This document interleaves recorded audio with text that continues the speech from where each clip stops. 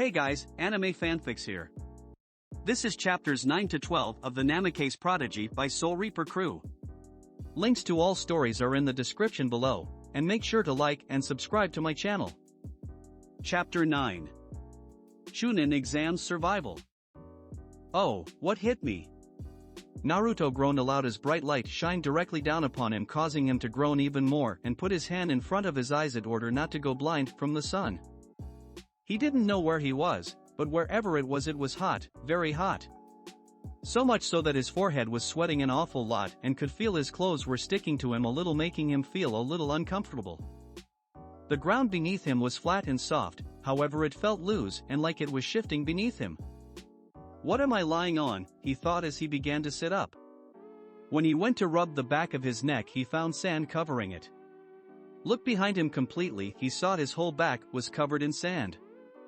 What he said before he finally took a good look around and noticed they were currently under the shade of a few cacti that were piled together, which were stationed in the middle of the desert. Where the hell are we? He shouted out, causing movements to stir next to him. Looking over, he saw Anko and Itachi all lying next to him, but were showing signs of beginning to wake up. Guys, wake up, we got problems, he said as he shook them both awake. The last he remembered was being in the classroom with the other teams that passed the first tests. Okay already, take it easy dude, Anko complained as she began to sit up and rub her eyes. Itachi did the same and was blinking his eyes. As they both began to wake up, they began to notice where they were. They blinked furiously as if believing it was a genjutsu and even tried to dispel it. Once they realized it was not a genjutsu and they were really in the desert, Anko summed up everyone's thoughts. Where the fuck are we? The desert by the looks of things. Damn, Proctor must have knocked us out with knockout gas, he said as the trio began to shakily stand up. For the next minute they checked themselves over and sighed happily that everyone still had all their belongings. Naruto was especially thankful no one took his blade, but then again he had that in his storage seal on his right wrist since he did not want people seeing his beautiful blade just yet. There's a note, Itachi said as he looked over at one of the cactuses and saw that pinned to the center cactus was indeed a note. They all got up and went towards it.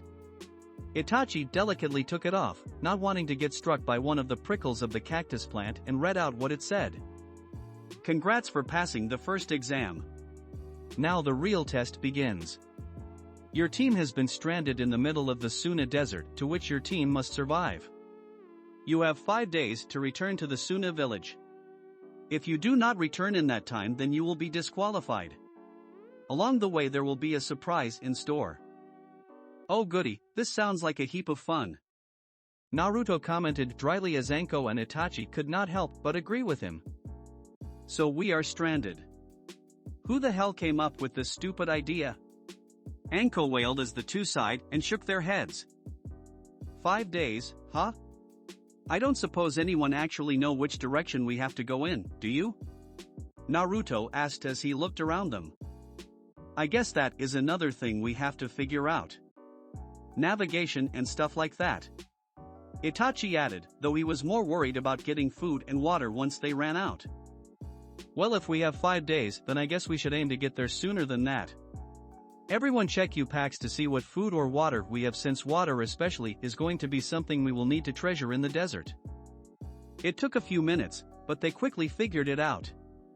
They had about 2 bottles of water each along with a few ration bars between them as well as 1 rice ball each.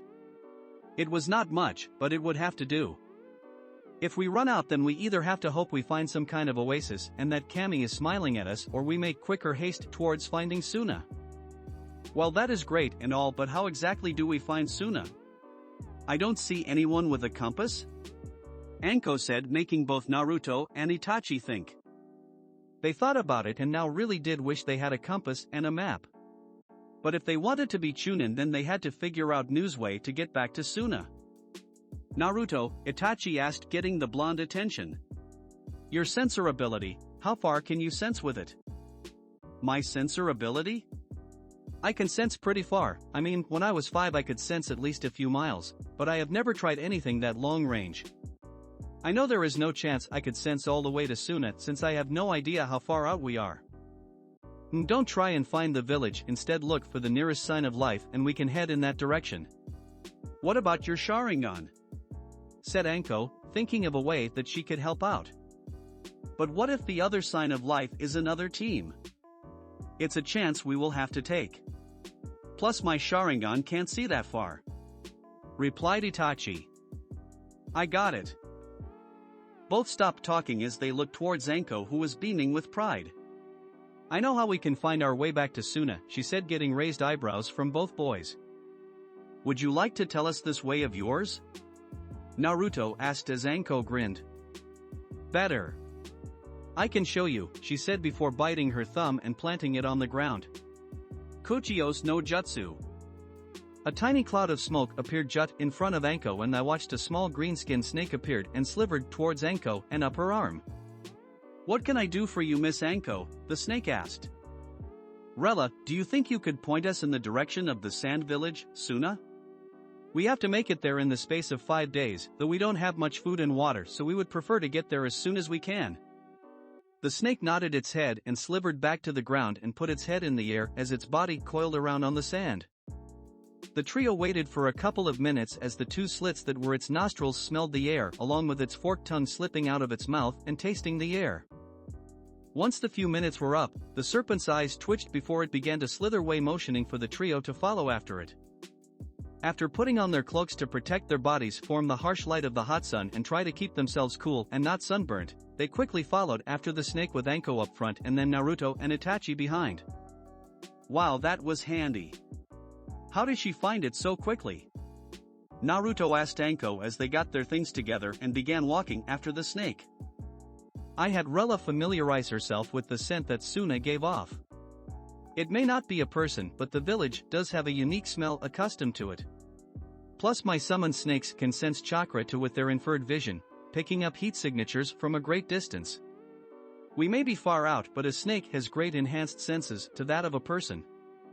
Naruto whistled to himself while Itachi nodded at the explanations. Summoning animals really are amazing, and the things they can do can even trump a shinobi. You know, I kind of wish I had one myself. They would really be amazing to have as a partner. I agree. They would be greatly beneficial. It is a shame the Uchiha does not have a summoning contract bound to us like a few other clan in the world. I can see they would be of great use. Anko looked back at Naruto while they continued to follow Rella. Well, aren't you going to sign the Toad contract, Naruto? I mean, your dad had signed it as well as his sensei Jiraiya, who was like always with your family. Wouldn't you sign that? Naruto's face grew cold for a second before he steeled himself and looked away. No, I probably won't be signing it. Knowing my parents, they will probably just give it to the twins and Mina and leave me out like usual, he said, though he whispered the last part out. Anko looked at him a little confusingly, as did Rella, who cocked her back a little before getting back to the view in front of her. Why would you say that? I am sure they will let you sign it if you asked, she said, wanting to understand what he meant by it, but saw Itachi shake his head to her as if telling her to stop asking. Besides, just because I won't have the Toad summons doesn't mean I won't have a summoning contract. One day it might not be the Toad, or Slug, or the Ape contracts that Hokage-sama and Ero-sennin hold, or the ones Bachan and Gigi have, but I will hold one eventually and it will beat the other contracts, he said, thinking about other animals that may have contracts to them and which he would love to have. Anko shrugged. Well, good luck with that. Summoning contract aren't exactly easy to come by. Then I will have to be on the lookout in the future, he said as they followed Rella. Nightfall. After hours of trekking through the harsh Suna desert and using up about 1/3 of their water supply, the group stopped for the night at a small rock formation that provided some cover for them that they could use for shelter. After thanking her and managing to catch a desert mouse as a treat that Anko gave her, Rella disappeared and went back to her home. The trio made a small supper with what they could spare for the first night before they got in their sleeping bags. Unlike the sweltering heat of the daytime, the night was quite cold as the moon hit them along with the cool desert winds. It's a nice night tonight, Naruto said as he lay down on the soft sand looking up at the star-filled sky with Itachi on his right and Anko on his left. You know, Anko said, leaning on her elbows and turning to Naruto. Why don't we just travel through the night instead? It would be a lot less strenuous since we won't have the heat of the sun hitting us and no one would be expecting it. I had thought about that, but there lies a problem with that theory. Itachi spoke up from his spot. If we were to travel at night we would have multiple problems with defending ourselves as well as making our way to the village. There will be no daylight so we will not be able to see a thing. Plus there are poisonous animals in the desert, if we tread on one in the dark and it hits us? Naruto nodded as Anko thought about it. I guess that's a good point. But can't we use the light from the moon? And what would happen if one night the clouds cover the moon therefore giving us no light? Anko pouted as he spoke to her like she was a child and went back to lying on her back and crossed her arms as Naruto looked at her playfully. Fine then. Naruto laughed while Anko shook his head at his teammate's amusement as he continued to stare up at the sky while Naruto and Anko made idle chat. I wonder how Kasen is doing back in Suna, he thought to himself despite knowing Makoto was more than capable of looking after herself since she was a powerful shinobi. As Naruto made idle chat with Anko, Naruto thought back to the snake he had seen Anko use earlier and it had brought up a question in his mind that he had about Anko ever since the first time he met her and used those snake abilities in front of him. Hey Anko, he said, getting her attention. How did you get the snake contract anyway? He saw next to him that Anko froze up and in her eyes had a brief look of panic hit her before she narrowed them a little and looked directly at him. From his spot Itachi looked over as well since he had wondered the same thing. Why do you ask? You have never wondered before, she asked. Well, like you said earlier, you said that summoning contracts rare to come by since not many shinobi actually have them. And it made me wonder just how you managed to get yours. The snake contract is a very powerful summoning contract. My Gigi told me about one of his past students that went bad took off when I was only a few years old. Gigi told me that he had the snake summoning contract and took it with him, so it made me curious to how you have it. Naruto looked back at Anko but when he did he was surprised to see an angry Anko lunge at him with an angry and upset look on her face. She landed on him, but Naruto quickly turned the tables and managed to use his greater physical strength and flip her over onto her back while he managed to pin her hands to her sides as well place his knees on hers to stop her from kicking him. Itachi was going to help, but Naruto gave him a look that told him not to interfere. Don't you dare say that. I earned that contract and that bastard betrayed me, she shouted as Naruto put his hand over her mouth since they did not want any nearby teams to hear them. Anko, we still are in the second exam. You must try and be quiet, he said, but felt a little taken back when he saw tears cascading down her face. Anko-chan? He promised he would look after me but instead he turned his back on me, saying I outlived my usefulness and branded me forever with his curse mark. I trusted him, she sobbed as Naruto was not sure what to do so he just hugged her into his chest and wrapped his arms around her. Itachi watched in silence but listened in and felt his heart go to his friend. Tell me what happened to you, Anko-chan, tell me so I can help you. Naruto gently pushed as Anko sniffed a little before she explained.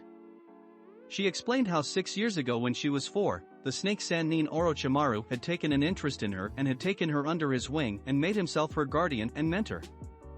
She had spent 4 years with him and he had even taken her with him when he had turned his back on the village.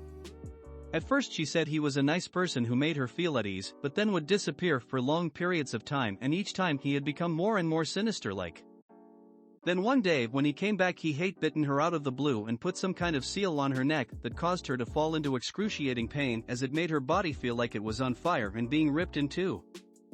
Afterward when she had woken up he had shaken his head at her saying it had not given him the desired result he had wanted before just leaving her where she was and never looking back. 2 days later she had been found by a team of hunter nin from Konoha where she was quickly returned. Why has my father and mother not tried to get rid of this seal? Naruto said with a look of anger on his face as he looked at the seal on her shoulder but felt Anko shrugged. I'm not too sure.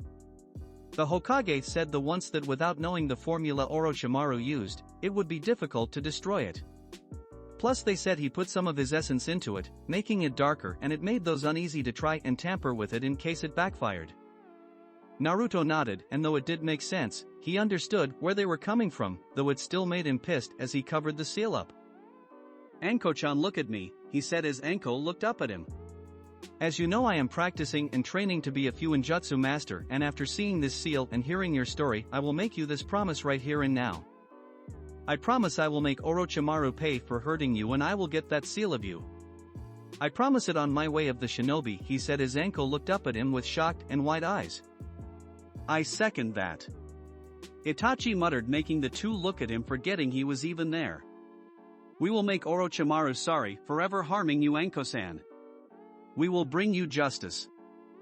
Guys, Anko said quietly before she grabbed Naruto and Itachi from where he lay and hugged them both tightly.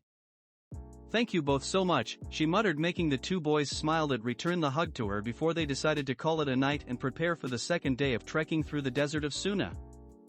Next morning, the trio woke as soon as the sun hit their faces and quickly packed or sealed their stuff away before making their way back towards the sand village. Anko looked happier than either of the two boys had seen her before as she summoned her snake summon, which quickly led the way again, though this time at a quicker pace since none of them wanted to spend another 4 days in the sweltering heat of the Suna desert. As they walked, they felt Kami smiling on them when they found a few rows of cacti on their path. Knowing that cacti stored water within them, Naruto cut off some of the cacti parts and the trio drained what they could from the cacti and got more water to last them an extra day if they needed it. They walked for a few hours and were feeling good about themselves since they were making good time until Itachi and Anko noticed Naruto had stopped. Naruto? Naruto placed his index finger to his lips. There is someone here, he said, instantly making Anko and Itachi on guard as they grouped together back to back in a triangle formation. Where are they? Anko asked as Itachi had his Sharingan activated when Naruto had his eyes closed, searching around them. After a few moments of searching, his eyes narrows 20 meters east of them. There. They all turned to the spot Naruto had pointed at before firing off their attacks. Katan, Gokakyu no Jutsu. Suiton, Teppadama. Sanaijishu. The 3 attacks surged forward together right to the spot where Naruto's sensor abilities pinpointed. Just as they neared, a trio reddish-orange balls burst out of the sands and hit the attacks, causing a small explosion to occur that knocked sand all over the place from the gust of the attack. As the sand and smoke cleared, a figure jumped out from the smoke cloud covered in a light brown cloak with an umbu mask covering their face. Looking at them, they could not tell whether the cloaked figure was a male or a female. Futon, Kaze-senban, the figure said in a voice that was monotone and must have a voice changed to it since they could not tell their gender. A flurry of wind made Senban shoot from the user's hand and towards the team. Before they hit, Naruto slammed his hands to the ground. Doton, Doriyahiki. As the wall came up and successfully stopped the wind made Senban form, striking them, the figure leaped over the wall and pushed themselves forward and towards the group. They landed in the middle of the group, making the trio jump back. Naruto unsealed Shusui and swung at the masked shinobi, but was blocked by a chakra-enhanced kunai. Why are you attacking us? He asked as Anko came up from the right side and kicked the shinobi, who then managed to duck out of the way. I can't let just anyone get to the next round of the Chunin exams now, can I? You 3 have come quite far in such a short amount of time, the figure said, making the 3 look at them in surprise. So it is part of the test. We have to get past you in order to get to the next round. Naruto said as he watched as the unnamed shinobi nodded. Naruto looked at Anko, who was still trying to hit the shinobi, and nodded to her, who then nodded back. Both pulled away and jumped to fire distance before the unnamed ninja saw Itachi making hand signs. Katan, Hozenka no Jutsu, he called out as 5 fireballs shaped like flowers shot towards the shinobi. They hit their target, though when the attack cleared they saw a log in its place. Kawarimi, Naruto said. He searched around but sensed them underneath Anko. Anko, beneath you. Anko jumped just as hands shot out of the sand that went to grab her ankle as the person shot out of the ground following after Anko and deliver a hard kick to her abdomen that made Anko get the wind knocked out of her. As she fell, Itachi came up from behind her and caught her while Naruto sent a flurry of shuriken towards the enemy but deflected them with a ray of their own shuriken. Suiton, Mizurapa, Naruto said as a jet of water shot out of his mouth. Katan, Hizekishu, the enemy said as ash poured out of their mouth and formed a protective layer in front of them that the jet of water hit instead. Before Naruto could make a move, the figure appeared next to him and punched him, making him fall back. Before he could land though, the figure quickly appeared behind him and kicked him in the back as well before finally throwing him towards his friends. When he landed, Itachi grabbed a kunai with a paper bomb on it and threw it towards their enemy. It exploded just as it went past her head, but quickly saw they had used the kawarimi once again. "You will have to do better than that," the shinobi said, appearing behind them, and used the wind senbon on them again. "Katan, Bukahiki no Jutsu," Itachi said as a wall of flames erupted in front of them which stopped the wind senbon. However, the shinobi jumped through the firewall and lunged at Itachi, and the two began to taijutsu spar. Naruto recovered from the hits from earlier and went forward with Anko to help their teammate. As the figure managed to trip Itachi up and made a kunai appear out of their sleeve and drove it towards Itachi, Naruto appeared beside Itachi blocking the strike with Shusui. Anko came up to the side and kicked the figure, which managed to connect this time. However, the enemy shinobi grinned underneath their mask before they suddenly dispersed in a gust of wind. "Wind clone," Naruto said as they looked where they had been standing before a voice rang out behind them. "Futon, Taifo Kujeki," they said as a tornado of wind erupted, formed their palms and shot towards the team. "Disperse," Naruto said as the trio jumped away. But when they did, what they guessed was clones came up from behind them and kicked the three of them away. The three landed with a thud as the clones disperse in wind again as the shinobi approached them. "Maybe I should use my new sword technique," he thought, since he really did not want to use Mokuton for this. He could not risk being exposed as a Mokuton user just yet. "We need to work together. Whoever they are no Chunin, they must be stronger, maybe a Jonin level like Makoto-sensei. Why do we get stuck with someone who a high-level ninja? Why couldn't we get a Chunin?" Anko whined as she stood up. "I guess they thought we were different from the others. I don't think we should disappoint," Itachi said as the three nodded. "If we work together we can do it," Naruto said as the three readied themselves. "Not giving up yet." "How do I know you are worth my time?" the ninja asked. "Watch and see," Naruto said. "Sanaijushu," Anko called out as two snakes erupted from her sleeves. They struck at the shinobi, who jumped back. When the masked ninja did she saw a flurry of kunai from Naruto and Itachi heading towards them. "Futon, Daitapa," they said as a blast of wind erupted from her, knocking the kunai away. When she looked towards them, she saw Itachi and Anko had vanished. Looking up, she saw the two coming down towards them and engaged the masked shinobi. Itachi kicked high while Anko attacked low, making the shinobi work a little harder than before, but still managed to rather elegantly dodge the attacks. As she attacked, the masked shinobi noticed Naruto had now vanished. Her eyes searched around all the while defending from the other two. She saw Anko have an opening and went to kick her, but stopped when a thud was heard behind them. Looking around, she saw a bottle of water on the ground that was used to collect the water from the cacti from earlier. "Suetun, Sentu no Umi," a voice said from behind, revealing Naruto, who had used the camouflage jutsu to hide himself from the enemy. Their eyes widened a little from the name of the jutsu and looked down to the bottle of water that was still before the water suddenly shot out of the bottle and created a sharp spire about 5 foot high. The shinobi cursed inwardly and had to jump forward, towards Anko and Itachi in order to get out of the way. When they did though, Anko's foot hit the ninja's stomach hard and Itachi threw a kunai that grazed their right arm. Shaking out of her stupor, the ninja went to make some hand sign but felt another presence from behind them. Naruto appeared from behind and has both his hands on Shusui.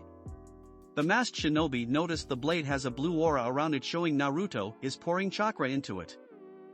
Bringing the sword up for a moment with both his hands as he channeled his chakra through the blade before swinging it down, making an after-image be left in its place. Form how quickly he brought the blade down. "Kirishigure," he said as the blade hit the kunai that was being used to stop it, but it cut right through it and the tip of the blade managed to slice across the ninja's cheek and a bit of their shoulder. "Shit," the shinobi said aloud without the voice muffler, revealing to all of them that it was a woman behind the mask. The now revealed Kunoichi jumped in the air away before making a few hand signs. "Shikuten, Kajisatsu," she said, making the trio look in surprise before 3 swirling balls of gas just like what they had first seen earlier appeared and shot towards them. Doton, Doriyahiki, Naruto said as he shot mud out of his mouth to make a mud-like wall in front of him and the others, which they all crowed behind as the explosion hit, making the wall quickly crack and get destroyed. It pushed the trio back and made them land on the sand, but they quickly got back up. What was that? Scorch style, I have never even heard of that before? Is it some kind of bloodline? Anko asked. An old bloodline of Suna, though I am unsure of how many there are that can use it since I don't think there are many left. Itachi said as they readied for another attack, but instead saw there was no one there. Naruto, they asked as they looked at Naruto to see him concentrating before he let out a relieved sigh. They're gone. I can just about sense her leaving the area. So we pass then and can keep going back to the village? Anko asked as Itachi nodded. Thank Kami, she said before dropping to the ground, which was quickly followed by Naruto and Itachi as they could finally catch their breath. Man, that match was intense. She was so strong and her hits were hard. Not as hard as Bachan, but they still packed a wallop. Naruto said as the others agreed with him. She was very skilled. From what I could see from her speed and strength and following her movements with my Sharingan, she must have been Jonin level. I think my Ka-san would have even had a bit of a struggle with her. Itachi mentioned, panting slightly from the fight. Naruto grinned. Well, whoever she is, I want to fight her again one day. She seems like an awesome opponent, he said, making Itachi and Anko shake their heads, but had to admit they agreed with him. As they rested, they noticed a small scroll sitting a little beside them that they just noticed. Itachi took it and looked at the symbol on the scroll and showed a symbol of the Chunin exams. I guess that's for us? Naruto asked. Since we passed this test, I guess this is just to confirm it. The Kunoichi must have left it here just before she departed. They all accepted the answer and took another few minutes to rest from their recent skirmish. Elsewhere, the masked shinobi dropped down beside a rock formation a few miles away from the battle she had just been in and took a few ragged breaths as she got her bearings together. Those breaths were actually pretty good. She breathed out as she hinged, making her form get covered by a small cloud of smoke. When it disappeared, it showed Pakura, the proctor of the Chunin exams. She winced a little as she bandaged the cut on her shoulder before getting it seen to later when she returned to the village. She then traced over the small cut on her cheek. The blood had dried off, but she was surprised that the trio, Naruto mainly, had even managed to hit her. Those kids are quite something. She thought, having been impressed by Naruto in the first exam, which prompted her to want to test him during the second. I may not have been going all out, but to actually wound me and make me use my Shokutten is not an easy feat. Clicking the joint in her neck, she began making her back to the Suna, all the while thinking, that blonde kid has some skill. He might just win this exam. Next day, 2 Chunin gate guards stood as the entrance to the sand village as they watched over the horizon. As they watched, 3 figured in cloaks that covered their body made their way towards them. The 2 guards readied themselves for some kind of fight but saw the kids' faces when they got closer and recognized them from the other day. As the trio got near, they took off their hoods as Naruto stood forward and showed the scroll they were given the other day. So you 3 actually made it back? One of the guards asked, looking a little impressed. It was one of the fastest times for the Suna survival exam. You're the first team to make it back. Well, don't we feel special? Anko said as her arms were a little sun-burnt form where the sun has managed to get them. Naruto and Itachi were in a similar state. Once the trio had suppressed the disguised Bakura, they continued their way through the desert, though this time at a quickened pace as they now just wanted to get to Suna as quickly as possible. The desert quickly became one of their least favorite places. After another night of camping and a lot more running, Naruto finally managed to sense the village nearby as he recognized the signatures there from the other day. So what do we do now? Itachi asked the guarded as they pointed to the scroll in Naruto's hand. Open it up. Now that you have arrived at the gate, you can now open the scroll. The other guard said as the trio looked at the scroll and shrugged. Naruto opened the scroll before it began to shine. Ichi placed it on the floor in front of him and took a step back. After a couple of seconds, smoke covered the scroll before it quickly got swept away and revealed a smiling Makoto looking at her team with a proud look. Kaasan. Itachi sait surpriset ville Naruto and Anko grinnet at seeing their sensei. Well done all three of you, she said as she quickly glumped the trio in a massive hug. I knew you would all do it, but I was still so worried all the same. So since we made it back, does that mean we pass? Naruto asked with a hopeful expression while Anko did the same, though Itachi was a bit more suppressed. Makoto laughed a little before nodding. Yes, congratulations, you have passed the second round of the Chunin exams, she said as Naruto and Anko fist pumped the air while Itachi smiled. After getting their stuff together and getting a well done from the gate guards, they made their way towards their hotel since there was another 2 days to go for the other teams to arrive before they would find out what was next for the third test. Chapter 10. Exam Interlude. Naruto grinned happily as he walked through the gates of Konoha with the 2 Chunin guards giving him a friendly wave as he walked past. Itachi and Anko walked beside him while Makoto was behind them, all happy to be home. The 2 days they had off after the second exam was a welcome put stop for the trio since walking in the hot desert of Suna for 3 days had taken its toll on them. After the entire 5 days were up, they were reported to the Kazekage office where they saw that to their surprise only 2 other teams had made it. One was the IWA team while the other was a team from Kyumo. The Kazekage was a man in his mid-30s with dark plum red hair with tan skin and brown eyes. Around his eyes he had dark rings around them like he had not had enough sleep and wore the traditional Kage robes. As he congratulated them, he told them all about the purpose of the Chunin exams and that they were used as a deterrent of war so that it can help build better relationships between the shinobi villages of the world. Afterwards they each had to pick a number in order to figure out who would fight who in the matchups. It was decided that since there were 9 of them, the first 3 matches would be single matches while the fourth would be a triple threat match. Naruto ended up picking number 8, Anko got 1 while Itachi got 4. When they revealed what numbers they all got, Naruto found out the names of everyone in the match while also saw who his opponent would be in the first match. Or in Naruto's case, who his first 2 opponents would be. Anko of Konoha versus Reito of Kyumo. Deidara of IWA versus Itachi Uchiha of Konoha. Karatsuchi of IWA versus J of Kyumo. Of Kumo versus Naruto Unamikaze of Konoha versus Akatsuki of Iwa. Though Naruto mentally groaned at the thought of starting off with 2 opponents rather than 1, he sucked it in and just got over it. Besides, he figured it would be a great test of his strength. Though he noticed that when he looked over at the IWA team, the girl from the first test was staring at him. At first it looked like a confused frown, as if she was trying to figure something out before she scowled a little and looked away. He decided that girls were just too weird for him to understand. Okay everyone, Makoto said, stopping them. I'm going to go see the Hokage and tell him we're back. The rest of you can head on home and get some well-deserved rest. Though I expect you all to be training for the next portion of the exams, she said as the 3 nodded. Now since I am Itachi's mother as well as sensei, I am going to be able to help him every day get prepared for the exams in a month's time. That won't mean I will leave any of you out though. If you want my help, just come to Uchiha clan compound and I will help. Thanks sensei, but I think I might get a few of the older jonin to help.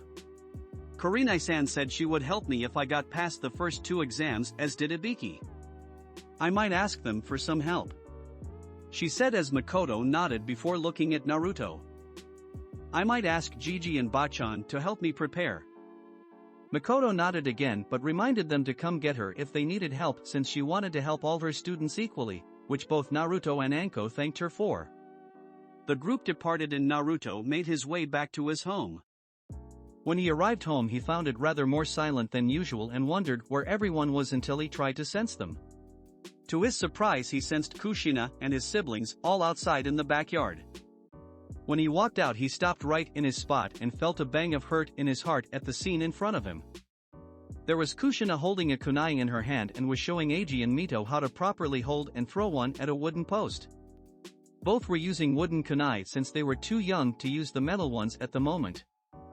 She's teaching them, He thought as his hands shook a little from the scene but quickly shook himself out of it when little Mina, who was chasing a butterfly, spotted him and let out a happy gurgle as she began making her way over to him. "Naru!" she said as Naruto's eyes softened and bent down to hug her a little and nuzzled her little nose with his own. "Hi Mina-chan, have you been a good girl?" he asked as Mina happily nodded before giggling madly as she began playing with Naruto's blonde hair. Despite him not being around much, those around them could see how much Mina adored her eldest brother and was always following after him when she could, though her little legs could not take her very far. Even though he was distancing himself from his family, there was just a little part of him that could not bear distancing himself from Mina. Plus she had solidified her spot in his heart when her first word was his name, much to everyone's surprise. "Naru nii."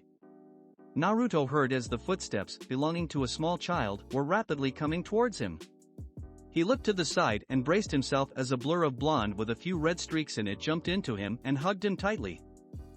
"I missed you so much," Mito said as she gave Naruto a big sloppy kiss on the cheek, making Naruto hesitate a little before planting a small kiss on the top of her head. Eiji quickly followed after his sister and hugged his older brother around the waist while Kushina walked up to him at a slow pace. "Welcome home Naru-chan. Well done for getting into the third part of the exam," she commented as she took Mina from Naruto, much to the little girl's dismay. "Yeah, thanks Ka-chan. I'm just lucky to have a great sensei and teammates," he said as Kushina nodded a little. "Really, Makoto Baka is a good sensei? Who knew?" she said teasingly about her friend, though stopped when she saw Naruto give her a small glare. "Don't speak about Makoto sensei that way, Ka-san. She has done her best and I am forever grateful to be under her tutelage," he said sternly before rubbing his eyes a little and turned around to head back inside. "I'm going to bed. I'm a little tired from the trip." Kushina didn't reply but looked at Naruto head back inside with a slightly struck look on her face. "Naru-chan has never glared at me before," she thought before shaking her head. "He's just tired and needs his rest." She turned around to see her children with slightly sad looks on their faces as Naruto walked away before the twins went back to their wooden kunai practice and Mina went back to chasing butterflies. If she had paid more attention, she would have noticed Naruto use San instead of Chan like he normally did. Later on that evening, Naruto lay in his bed as he looked up at the ceiling as the light from the moon gently shone through the curtains of his window. He had stayed in his room to rest for most of the day and only really went down when his father came home and they had dinner round the table.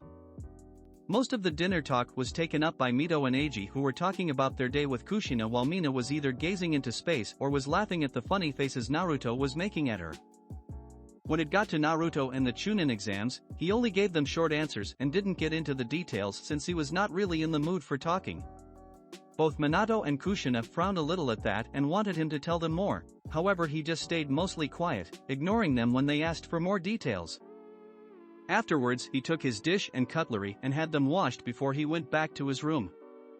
He was going to visit Hiruzen tomorrow to get some training in for the Chunin exam's third round and hoped Tsunade and Shizen would join them as well, since he knew there was talk about showing him the show's Genjutsu, which he was looking forward to.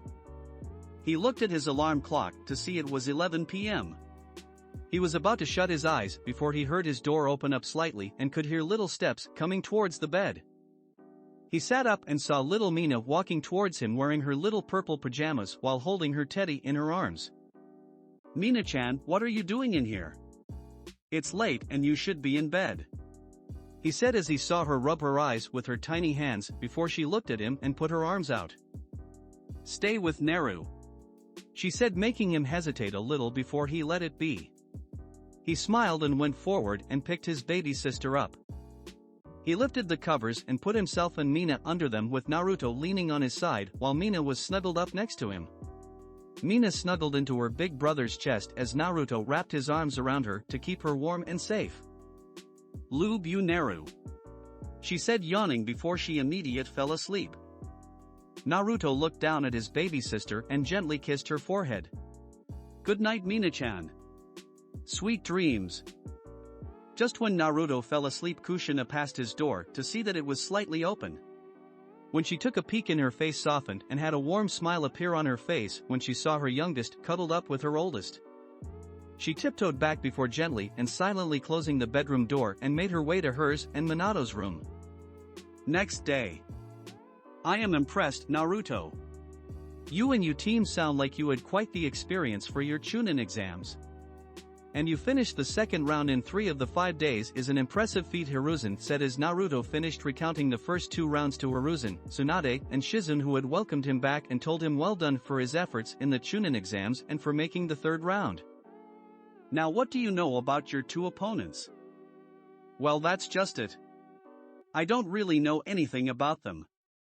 I can only make guesses by their size and personalities. We did not have any chance to see any of each other's abilities. Tsunade pondered as she thought about it. You said one was called Akatsuchi, who was from IWA, and the other was called C, who was from Kumo. How big would you say they were? Very big, bigger than other kids my age. He said, making them all nod. In that case, I can bet they will favor their physical strength and will end up lacking in speed. We can work on your speed and make you faster than ever. Plus I will be drilling you into taijutsu every day until you can stand anymore. She said, grinning, making Naruto grin back. Plus I bet this boy from IWA will use earth jutsus since they are very common for shinobi from IWA, and the boy C from Kumo will favor lightning jutsus for the same reason. Shizune added, with Tsunade and Hiruzen nodding at the logic behind it. So we work on his speed along with teaching him jutsu to counter earth and lightning. Wind we can do. But Naruto does not have a lightning affinity. Then we focus on water and earth techniques. Counter earth with earth and then use water against lightning. The 2 are both each other's enemy. Hiruzen said. Plus I can work on my Genjutsu and Fuinjutsu when I am on my own. They all nodded and made a quickly plan of what the training schedule for him would be like for the next month until it was time for him to leave for Suna again. Shizune would train him in the mornings until 1. Then an hour break for lunch until Tsunade would get him until 2 to 6. Then in the evening he could focus on his Genjutsu and Fuinjutsu. Where are you up to in your Fuinjutsu? Hiruzen asked. Naruto grinned and got out a small book from the storage seal on his right wrist. I'm in the middle of level 4 at the moment, Gigi. I maybe have a couple of months, maybe a year at most, until I am ready for level 5. He said. Hiruzen whistled, showing he was impressed. He would be surprised if this time in the next decade Naruto was already at his parents' level of Fuinjutsu, or maybe even higher above them. Now that we that covered, we can let Naruto know of the new techniques we will be teaching him. Shizune said as Hiruzen and Tsunade nodded in agreement. Really? What techniques? He asked, a little excited at the thought of learning something new. Shizune put her hand out and Naruto watched as a green aura wrapped around it, making Naruto realize what it was. The Shozen Jutsu, he said as she nodded. It's time we taught you how to heal yourself and others around you if the time ever comes. Since you have great control for your age, no doubt you will be able to pick it up quickly, though we may have a way of cutting that time down greatly. Shizune added as she motioned to Hiruzen, who then made the ram seal and created a clone next to him. The clone technique? But I already know the clone technique. Ah, but this is not like the illusion clones. Hiruzen said as he tapped on the clone's head, showing it was solid. These clones are very real but can be dispersed if we will it to, or they are hit hard enough. Plus any memory or action they have or do will go straight back to the original. Normally we would not show this to you since it is a B rank jutsu that requires a lot of chakra. However, since your chakra levels are already nearly the same size as Shizune and you have great chakra control, it means we can teach it to you early. So any of the jutsu I try and learn will be shortened because the clones will also learn it as well. I'm not surprised you figured it out. You are a smart cookie, Naruto-chan. Tsunade said. But yes, that is what we are aiming for. We will be able to teach you a lot in just a month if you make a few clones to learn it at the same time. So for new technique, Shizune-chan will teach me the Shozen Jutsu and Gigi will teach me the Kagebushin no Jutsu. Then what are you going to teach me, Ba-chan? When he asked, Tsunade grinned while Shizune and Hiruzen looked a little panicked. No doubt, they both knew what she was going to teach him. Are you sure you want to teach him that jutsu Tsunade? He might not be ready for it just yet. Hiruzen asked almost in a pleading tone, but Tsunade waved it off. I have no doubt in my mind he will be able to learn it and master it to a degree in time for the Chunin exams. Besides, I have never taught this jutsu to anyone before, and I think teaching it to Naruto-chan would be the right thing to do. Naruto looked a little confused since he was unsure of which technique Tsunade was talking about, since she had a few techniques which she had never taught anyone, not even Shizune. Motioning him to follow her, Naruto was led outside by Tsunade, who had Hiruzen and Shizune following behind them, both looking a little pale. She stood in front of one of the Sarutobi clan training fields that the Sarutobi clan had, but Naruto swore he heard Hiruzen mumbling under his breath. This Naruto-chan is what I will be teaching you. When people see you do this, they won't want to go anywhere near you. Grinning to herself, she raised her right fist high in the air for the three to see. Her right hand glowed bright blue and Naruto could see it getting denser before it suddenly disappeared around her hand. Tsunade cried out as she brought her right fist down onto the ground and punched it with all her might. As soon as her fist hit, the entire training field cracked and began burst in a big explosion, making a big cloud of smoke and gravelly smoke to go through the area. Naruto, Hiruzen and Shizune managed to use their chakra to keep them in one place, since some damage had been done even from behind Tsunade, while the entire training field had been completely leveled. Whoa! Naruto said to himself. He had seen Tsunade use her super strength abilities many times, even in their spars together, but every time it made him look on in both amazement and a little bit of fear. Why, you're going to teach me that? Naruto said in amazement as Tsunade turned around to face him and grinned at him. I am, but remember Naruto, this technique of mine is very dangerous, and therefore you must always be very careful, since one false move and all that chakra you build up in your hand could be released too early or too late and will result in your hand being blown to pieces. Naruto gulped. Also, you must not teach another person this technique without my approval. The last thing I want are too many shinobi knowing my trademark technique and it somehow being used against us. Understand? She asked, and Naruto nodded his head.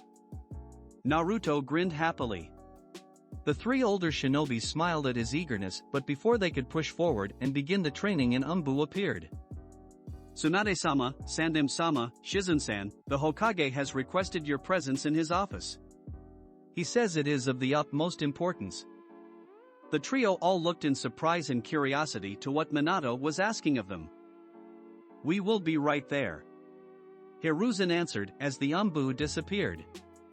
Well, Naruto-chan, you can stay here if you like and practice, or you can head on home and we can begin tomorrow. We best go see what your father needs. Hiruzen told the young blonde. Okay, Gigi, I'll see you all later. Naruto said as Shizune and Tsunade painted a kiss on his forehead each before they trio shunshined away. Naruto stood there and watched them go before a thought crossed his mind and took this as a good chance to do something without his parents or anyone else knowing about. I think I'll head home. I have something I want to learn and surprise everyone with at the Chunin exams. He thought to himself before grinning and running back home. Hokage office. Tsunade, Hiruzen and Shizune arrived in the Hokage office and were surprised to see Minato, Kushina, Jiraiya and Kakashi all standing there talking amongst them before seeing the new group arrive. I am glad you are all here.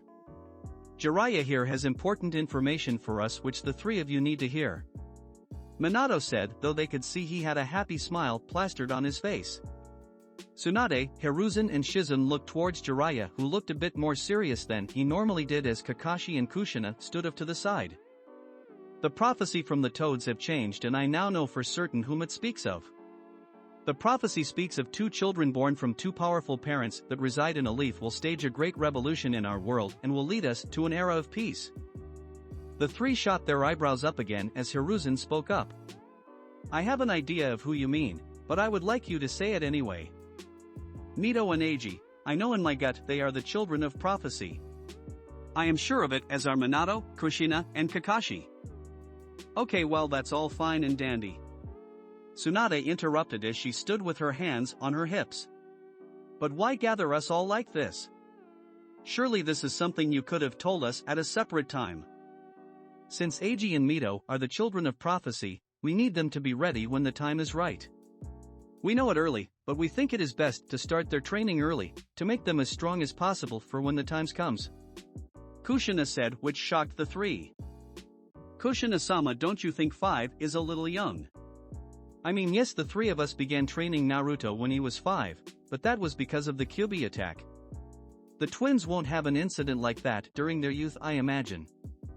As true as that may be, Shizen-san, the twins are special, as we have just found out, while Naruto is not. We know what we're doing, Jiraiya said as Kakashi nodded. Tsunade, Shizune, and even Hiruzen were a little taken back by the comment from Jiraiya, but it disappeared since they knew just how wrong Jiraiya was. Kushina and Minato too were a little set back by the comment, however did not act on it. Anyway, with this information we will all be needed to begin training them as soon as possible. We want to create a charter for when we train them and what we will each teach them, Minato said. We are thinking I will teach them taijutsu, Kushina can focus on fuinjutsu and possibly kenjutsu, Kakashi will take stealth and trap making. Suanda and Shizune, if you take medical ninjutsu then we can dash. No. Kakashi, Jiraiya, Kushina and Minato's head turned sharply to Tsunade, who gave them all a glare. Hiruzen and Shizune stood behind her and just had emotionless look on their faces. No? What do you mean no, Tsunade-sama? Kakashi asked. What do you think it means, Hataki? I am not training them. I have already promised to help Naruto with his training for the Chunin exams. We already have a schedule for him and the three of us have promised him. Time. Jiraiya said, walking forward and touching her shoulder. The twins are more important. We can easily find someone to take over Naruto's training for the month. I'm sure the Gaki will understand. The twins need to come first in this, he said before he felt great pain in his hand as Tsunade grabbed it tightly, causing a few bones to crack a little. And when will you understand that I won't turn my back on him in his time of need?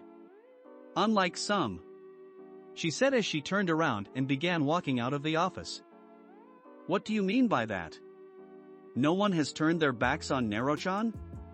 Kushina said, frowning a little at the statement, and felt more confusion when she heard Tsunade scoff. Tsunade left the room while Hiruzen and Shizune said their goodbyes before leaving along with the Senju woman. You alright, sensei? Minato asked as Jiraiya held his hand. I am surprised Tsunade said no. I thought she would have jumped at the chance to teach the twins. Don't worry about her. I will talk to her and I will show her that the twins need her more than Naruto does. We can have someone train the kid, right? He asked as Minato and Kushina nodded. They need to see that Mito and Eiji are going to need our help a lot more than Naruto ever will. It's for the greater good. Right. Kushina said. However, please don't say that Naruto is not special, Jiraiya. He is special and I don't want people saying he is not. All children are special. She glared at him a little while Minato sat back and breathed in deeply while Kakashi shrugged his shoulders and hoped out the window while pulling out his Ika book. I know. Jiraiya said, quickly dismissing it, but not wanting to get on the redhead's bad side. Well, I will see you all tomorrow. I however have some research to do, he said perversely before sunshining away. That man will never change, Kushina said while Minato smiled a little at his sensei's antics. With Naruto. Good thing Toussaint and Kazan are not here, otherwise they would probably not approve of me trying to learn what I need for that technique, Naruto said to himself as he quickly opened the door to his father's office and snuck in. Walking in, he quickly walked towards his father's desk and then bent down on his knees. From underneath the desk he hit it 3 times before a small cabinet suddenly opened up, revealing a couple of scrolls. He had found the secret cabinet by accident when he tripped over his own feet when he was 7 and noticed the small hidden cabinet. After finding out how to get in, which was easier than he imagined, and was surprised his father didn't put some kind of locking seal around it. Bit of a rookie mistake, but Toussaint probably never imagined someone would actually have the stones to do this, Naruto thought, smirking slightly. I don't think that Toussaint would be too happy with this, but he does owe me at least this much. As he looked through the scrolls, he quickly saw the opens he was looking for. On the side of the scroll it had the rank of the jutsu Naruto wanted to learn. It was an A-rank jutsu that most would have said Naruto was nowhere near ready for, but he thought otherwise. From his right wrist he quickly poofed out a scroll and brush with a little bit of ink and quickly opened the scroll up and began copying the contents that was written down on them. Thanks to learning Fuinjutsu, his speed in writing was extremely fast and he quickly had all the contents of the scroll written down in less than a minute. His eyes traveled across the copy scroll he had just made, checking everything he needed was written on it. When he saw it, he quickly sealed his equipment away along with the new scroll while placing his father jutsu scroll back in the cabinet and locked it up. He quickly got to his feet and left the office. When he closed the door behind him, he had a small smirk on his face. It never ceased to amaze him that he was able to take jutsu from his mother and father's library anytime he wanted and never get caught. Heck, he even managed to do it one night when they were in the house. Then again, Shizune-san did say I have pretty impressive stealth skills. I could probably paint the Hokage monument in broad daylight if I wanted to and still get away with it. He knew his father and mother would probably be a bit displeased when they found out, but the reaction on their and everyone else's faces when he used said jutsu was going to be well worth it. After shaking his head, he left for him room when he quickly began study from his Fuinjutsu level 4 book.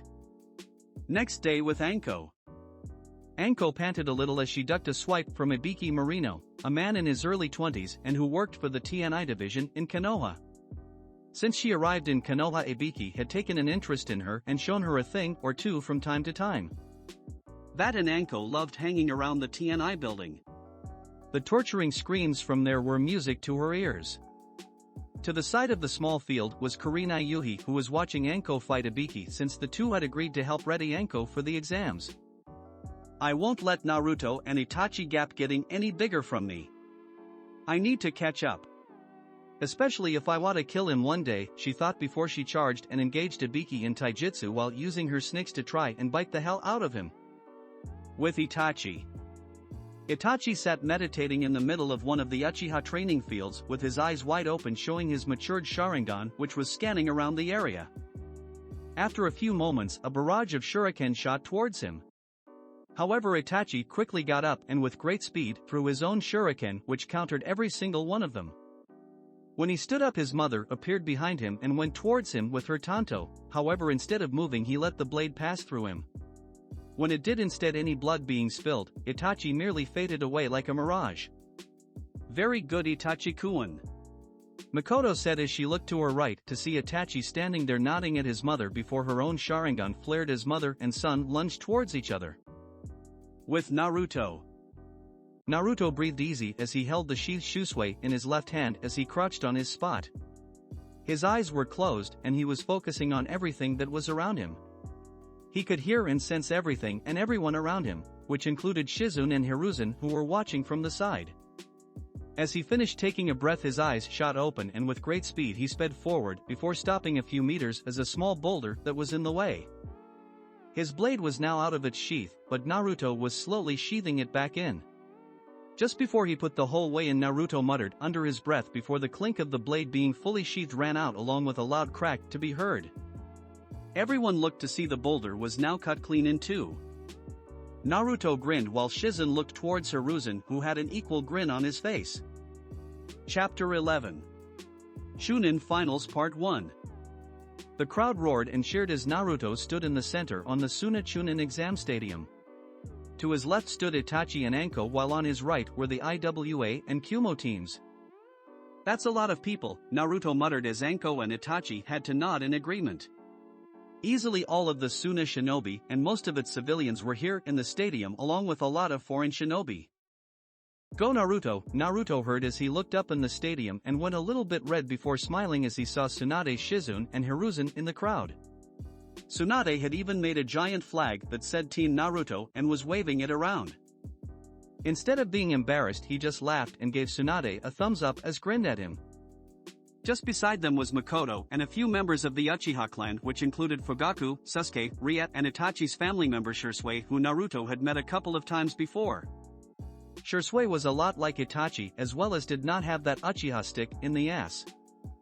Little Ria was sitting on her mother's lap as she looked around happily at the sight of a new place while waving her little hands at her oldest brother, while Sasuke too had a big smile and cheered Itachi on. Over on the other side of the stadium was the Kumo and IWA lot that were mostly quiet and stoic. Though Naruto noticed that a lot of the IWA shinobi were staring at him either in curiosity or with a glare on their face. The glares they have made him they would want to jump from their seats and attack him. Then up in the Hokage box was his father along with the Kazekage, Reikage and surprisingly the Tsuchikage. His father was busy conversing with the Kazekage and had Kakashi standing beside him as a bodyguard.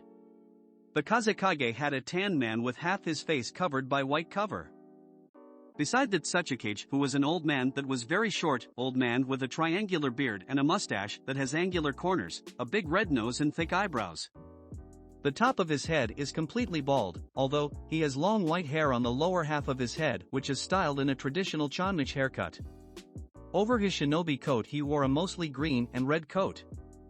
Beside him was a large man wearing the traditional red IWA uniform but had no sleeve on his right arm, showing his larger arms.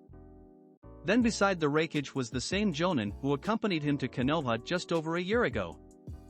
As Naruto waited for the proctor to begin the third exam, he knew that his own family was missing from the stands. Before they had left for Suna, Minato and Jiraiya had decided it would be best to keep the twins and Mina in Konoha since they did not want to risk any assassination attempts. Kushina had readily agreed, which made Naruto angry. He wondered if his parents actually remembered about him at all. They had not shown any concern when he left for Suna over a month ago, and yet they were threatening over the twins. Instead of coming to Suna, they would instead watch from the Chunin Stadium in the Leaf, where they would be playing the Chunin exams on the big screen for those that had not gone to Suna to be able to watch it. His eyesight then turned towards the shinobi he and his team would have to go against, but noticed that the IWA Kunoichi was glaring at him. Karatsuchi, whose name he remembered outfit was the same as before, but her eyes were brimming with confidence. I bet she has gotten a lot stronger since her grandfather is the Tsuchikage after all, he thought as he looked back up at the Kage box to see Inoki looking down at his granddaughter with a prideful smile before he turned to Naruto gaze before narrowing a little and scoffed a little. Over in the stands Tswanda, who was keeping close eye on Naruto, saw where his gaze was going. San noticed Inoki looking at him. She let a growl build up in her throat, promising pain to Inoki if he tried anything during the exams.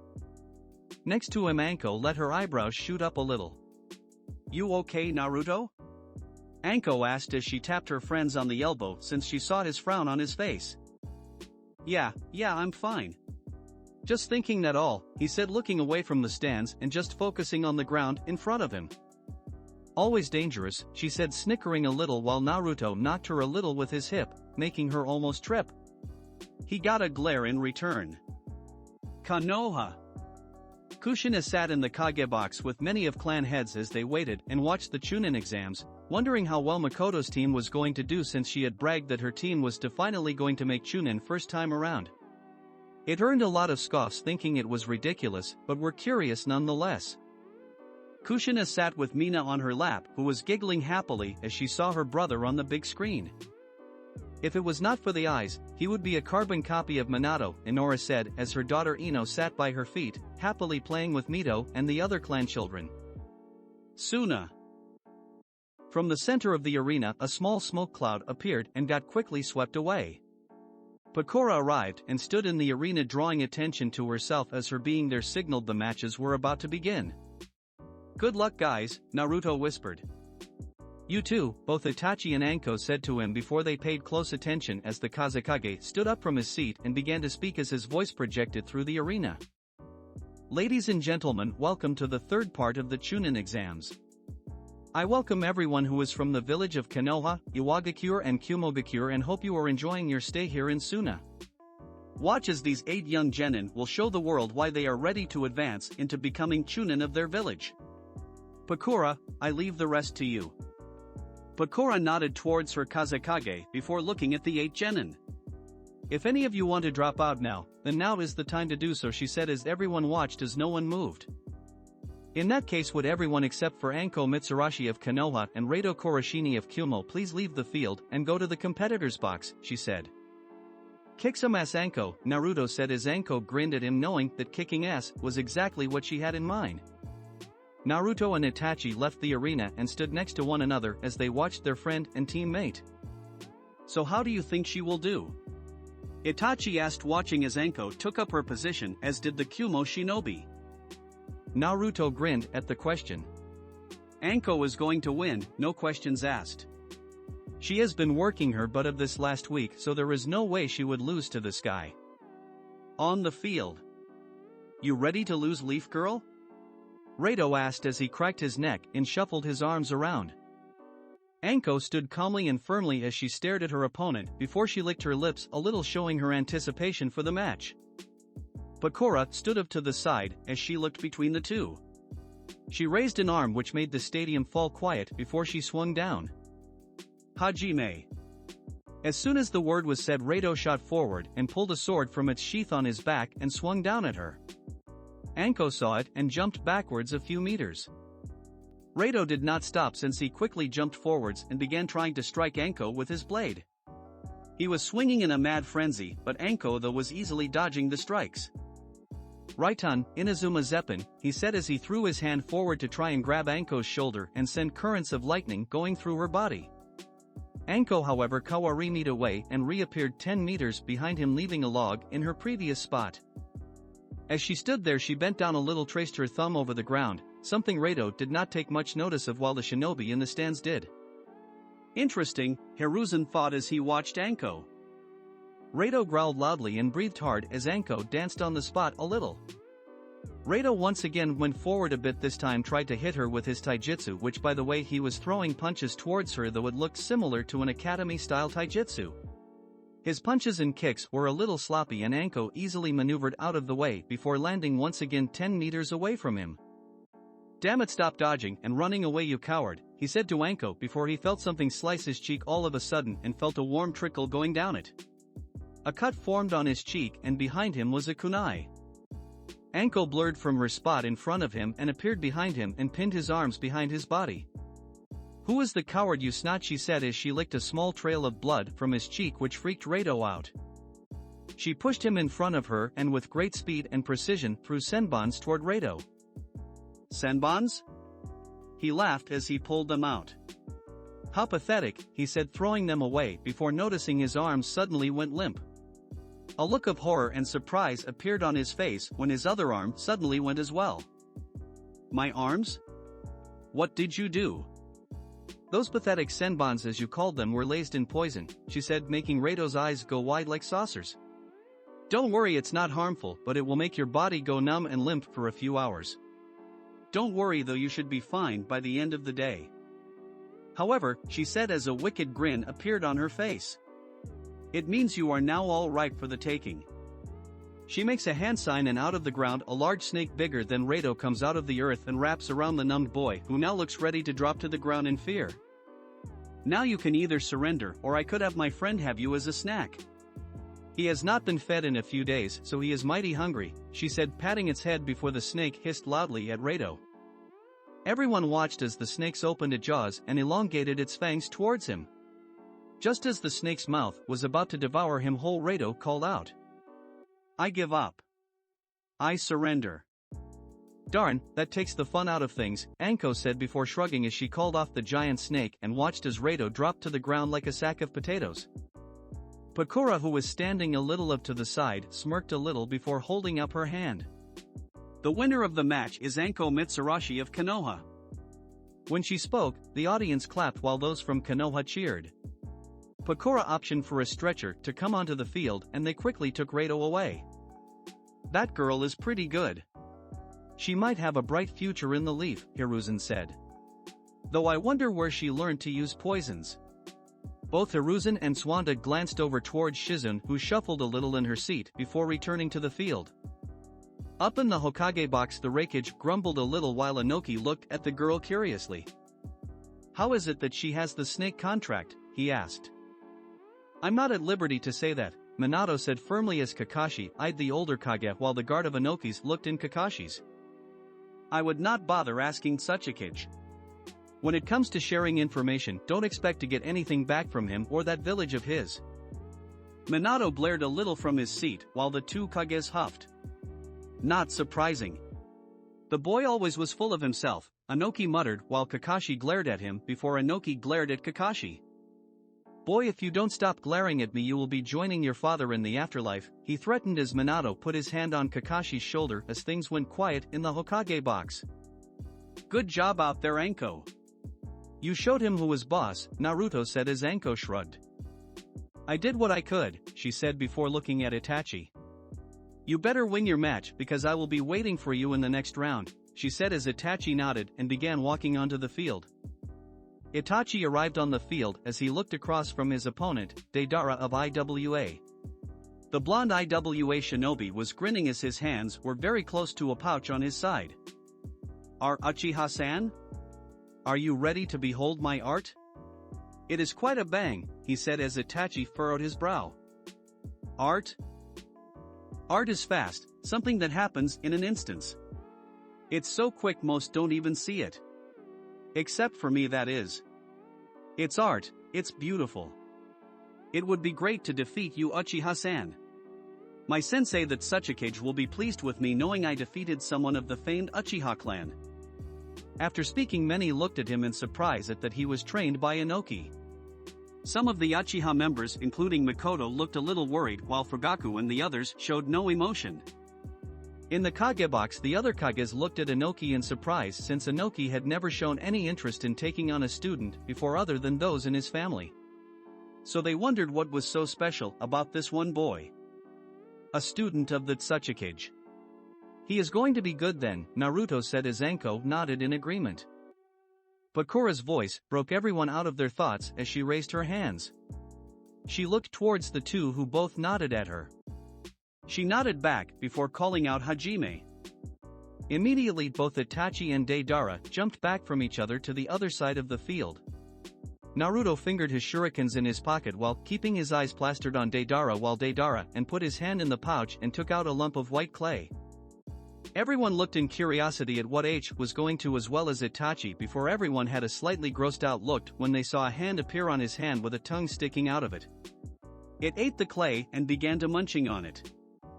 I think I lost my appetite, Kachan, Sasuke said looking a little green as did Ria who was pouting and waving her arms at the action, obviously not impressed. Deidara grinned before he noticed that Itachi's eyes had become Sharingan and were spinning around.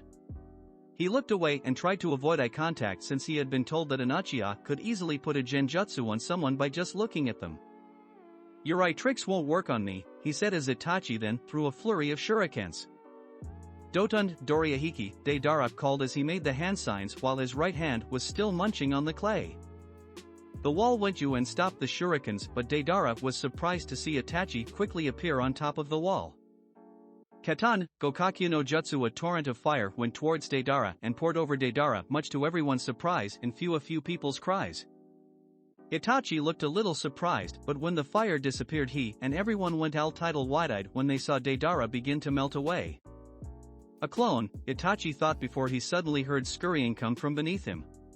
He looked down to see little spiders made of clay walk towards him. It seemed you fell into the trap, Deidara said appearing a distance behind him and made a hand sign. Katsu. When he spoke the spiders lit up and to everyone's surprise exploded. Itachi, Anko shouted out having seen her friend in the center of the explosion though Naruto stayed looking calm. Though she and many other were relieved when they saw a log was now where Itachi is standing.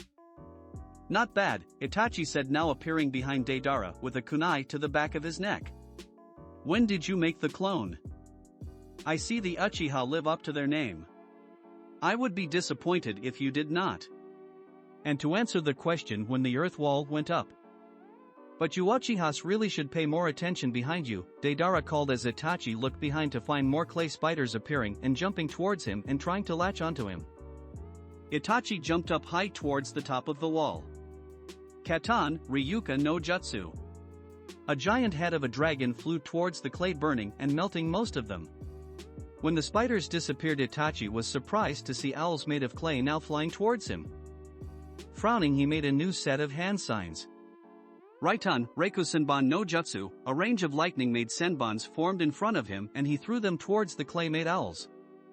Since when does Itachi know lightning jutsu? Anko asked, since she was unaware he even knew a light jutsu since he was mostly fire-based like she was. Must have picked it up during his training, Naruto answered.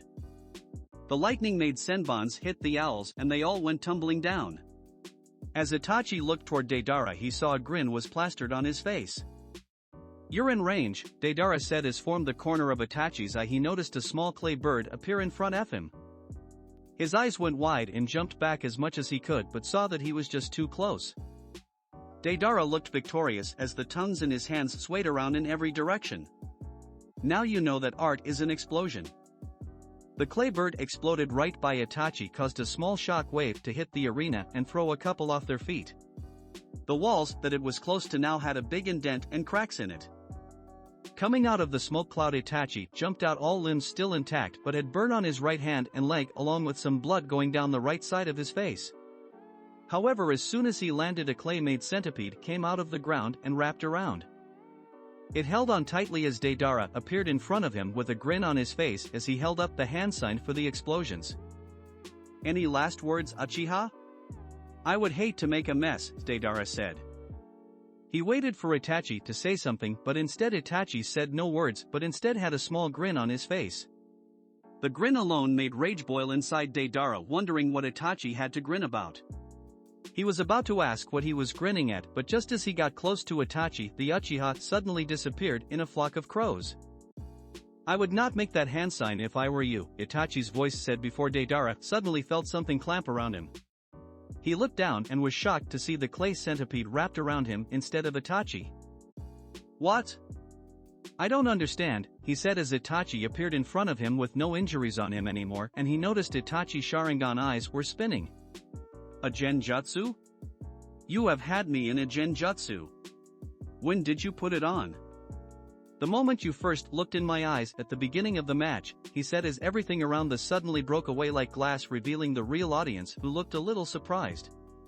There was a grinning Uchiha clan as well as a smiling Naruto and Anko all looking at him. Proctor walked over to the two boys, impressed at the control Itachi had throughout the entire match, and called the match. The winner is Itachi Uchiha from Konoha.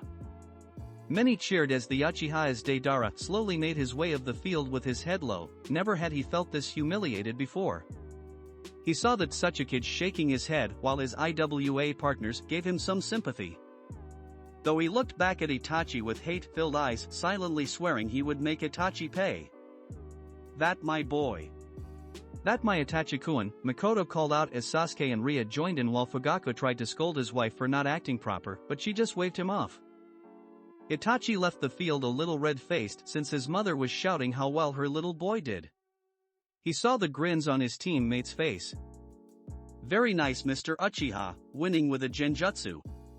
How very Uchiha of you, Anko said, patting his shoulder. Though you better now, it will take more than a Genjutsu to make me down, she said. I would expect nothing less, Anko, he called back as the next match was announced and they watched as the other Kumo shinobi and the IWA girl made their way onto the field. So who do you think will win this one?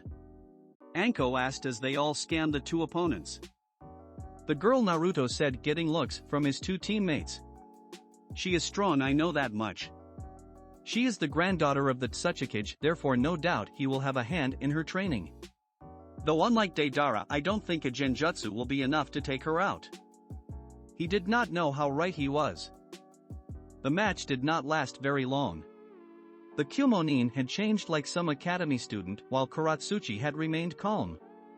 She quickly batted him away with her taijutsu, which was recognized as the rock style the IWA shinobi were known for using. She then used a couple of C and B ranked earth jutsus which quickly squashed any chance of the Kumonin winning.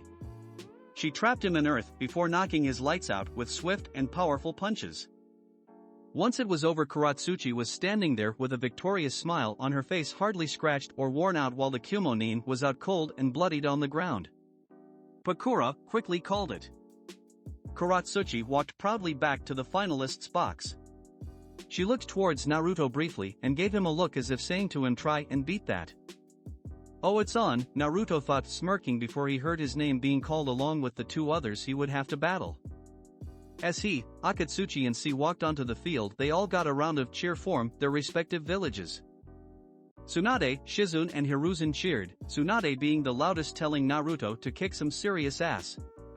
While back in Konoha, Eiji and Mina all cheered and clapped when they saw their big brother on the big screen. Kushina clapped lightly, smiling as she watched Naruto's match. In the Kagebox, all Kage and bodyguards looked down curiously at the Naruto, no doubt wanting to see if he was anything like his parents and to see just how powerful he was. They had seen firsthand how his two teammates had fought. Now though, it was time for Naruto to shine. The three stood in a triangle-like formation and Proctor was just outside the triangle. As he stood there, he saw Akatsuchi and C looked at each other and nodded before turning towards him. He, along with many others, saw it and inwardly cursed. Though Naruto had stayed perfectly calm and now prepared himself. His hand went behind his back and sneakily made a hand sign. Only Hiruzen and Tsunade saw it and inwardly smirked. Hajime, Proctor called out, and almost immediately Akatsuchi and C turned towards him and charged. Naruto watched them come towards him and felt their chakra and their movements from it. Akatsuchi ready to punch him from the top while C punched him from the bottom. When they connected, to everyone's surprise, Naruto had poofed out of existence. Kage Bushins, the shinobi, all thought when they saw it, while Minato, who was watching closely, had his eyes widen a little. Naruto knows shadow clones? Wonder where he go, Akatsuchi said, putting his finger to his lips and scratching his head. C tried to dance him about, but before he could, a pair of arms shot out from the ground and brought him down into the ground. Doton, Shinjuzanshu no Jutsu, Naruto whispered as C was pulled down until only his head was left sticking out. When he shot out of the ground, Akatsuchi eyed him and engaged him in taijutsu. As he swung, Naruto saw that his suspicions about him were right, in that Akatsuchi was focusing more on power and his speed was not so great. Meaning Naruto was easily dodging all the kicks and swings as well as landing a few blows of his own on Akatsuchi. He focuses on the side of where his kidney would be. He mentally thanked Shizune for the anatomy lessons. Akatsuchi grunted as Naruto pushed the big genin away while C had managed to dig himself out. He made a few hand signs and shouted Raiton, Denduundari. Small waves of lightning shot out from C and went towards Naruto. Naruto saw them and made his own hand seals. Doton, Tsuchi no Ye. The ground around him shot up and hoisted him into the air, dodging the waves of lightning. In doing so, Akatsuchi jumped back before he pumped chakra into his feet and pushed towards Naruto at great speed. Doton, Gorimu no Te. Clumps of rocks formed around Akatsuchi's hands and increased its physical capabilities. He swung down at Naruto, who jumped away and landed on the side of one of the walls. The spot he was standing on was reduced to rubble from the IWA ninja. Naruto jumped down from the wall and landed back on the ground. C and Akatsuchi appeared in front of him. Both went forward and engaged him in taijutsu, doing their best to once again try and hit him. But again, Naruto's speed was greater than both and was dodging them gracefully and almost effortlessly. Plus, it did not help that Akatsuchi and C kept bumping into one another. Stop getting in the way, IWA idiot. I trying, Mr. Kumo boy. You two don't make a very good pairing, you know that, Naruto said before he sent a strong kick to C, which threw him a couple of meters away, while Akatsuchi got kicked in the guy and then kneed in the face, which sent him staggering back. He had felt a crunch, so Naruto might have just broke Akatsuchi's giant nose. Sueton, to put him, he said as glumps of water shot out and toward C and Akatsuchi. A few of the water shots hit the duo as the two knocked into each other and stumbled a little. In retaliation, they threw kunai and shuriken towards Naruto.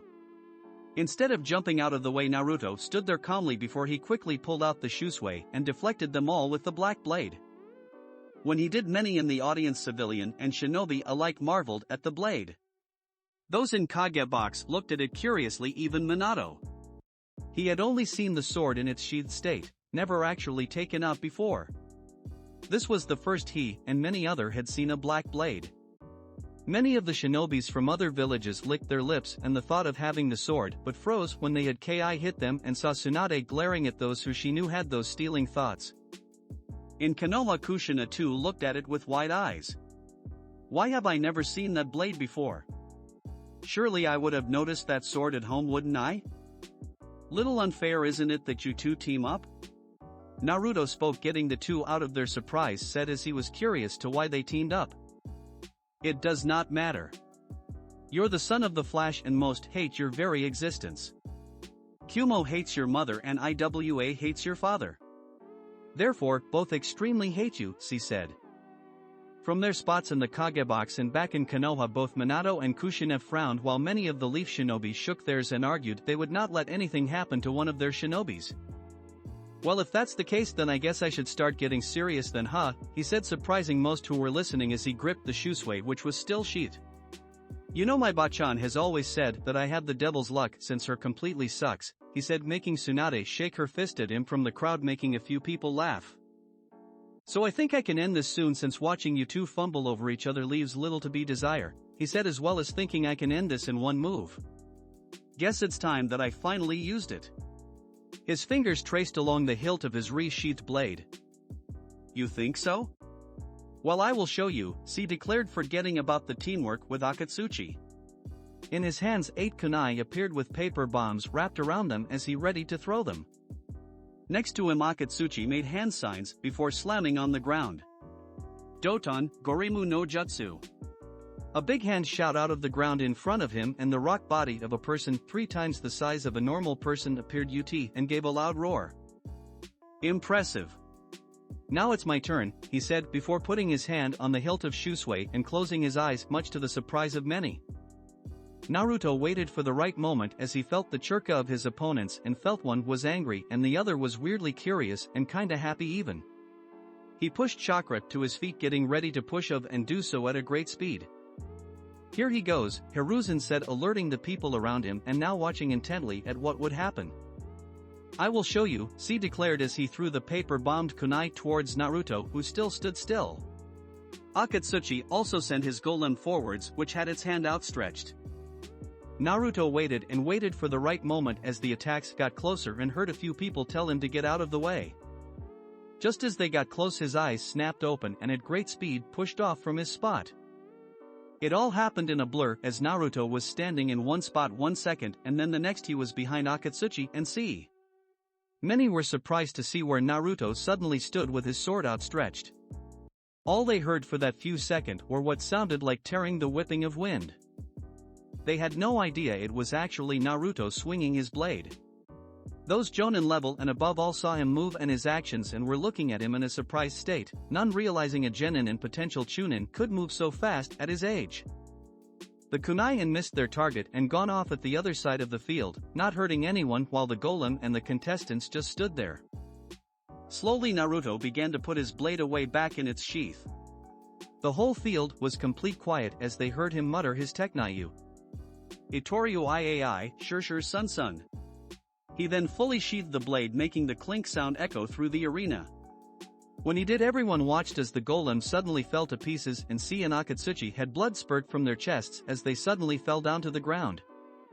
No one moved as they were all a little wide-eyed, while Hiruzen, Tsunade, Shizune, Makoto, Itachi and Anko stood there with big smiles on their faces.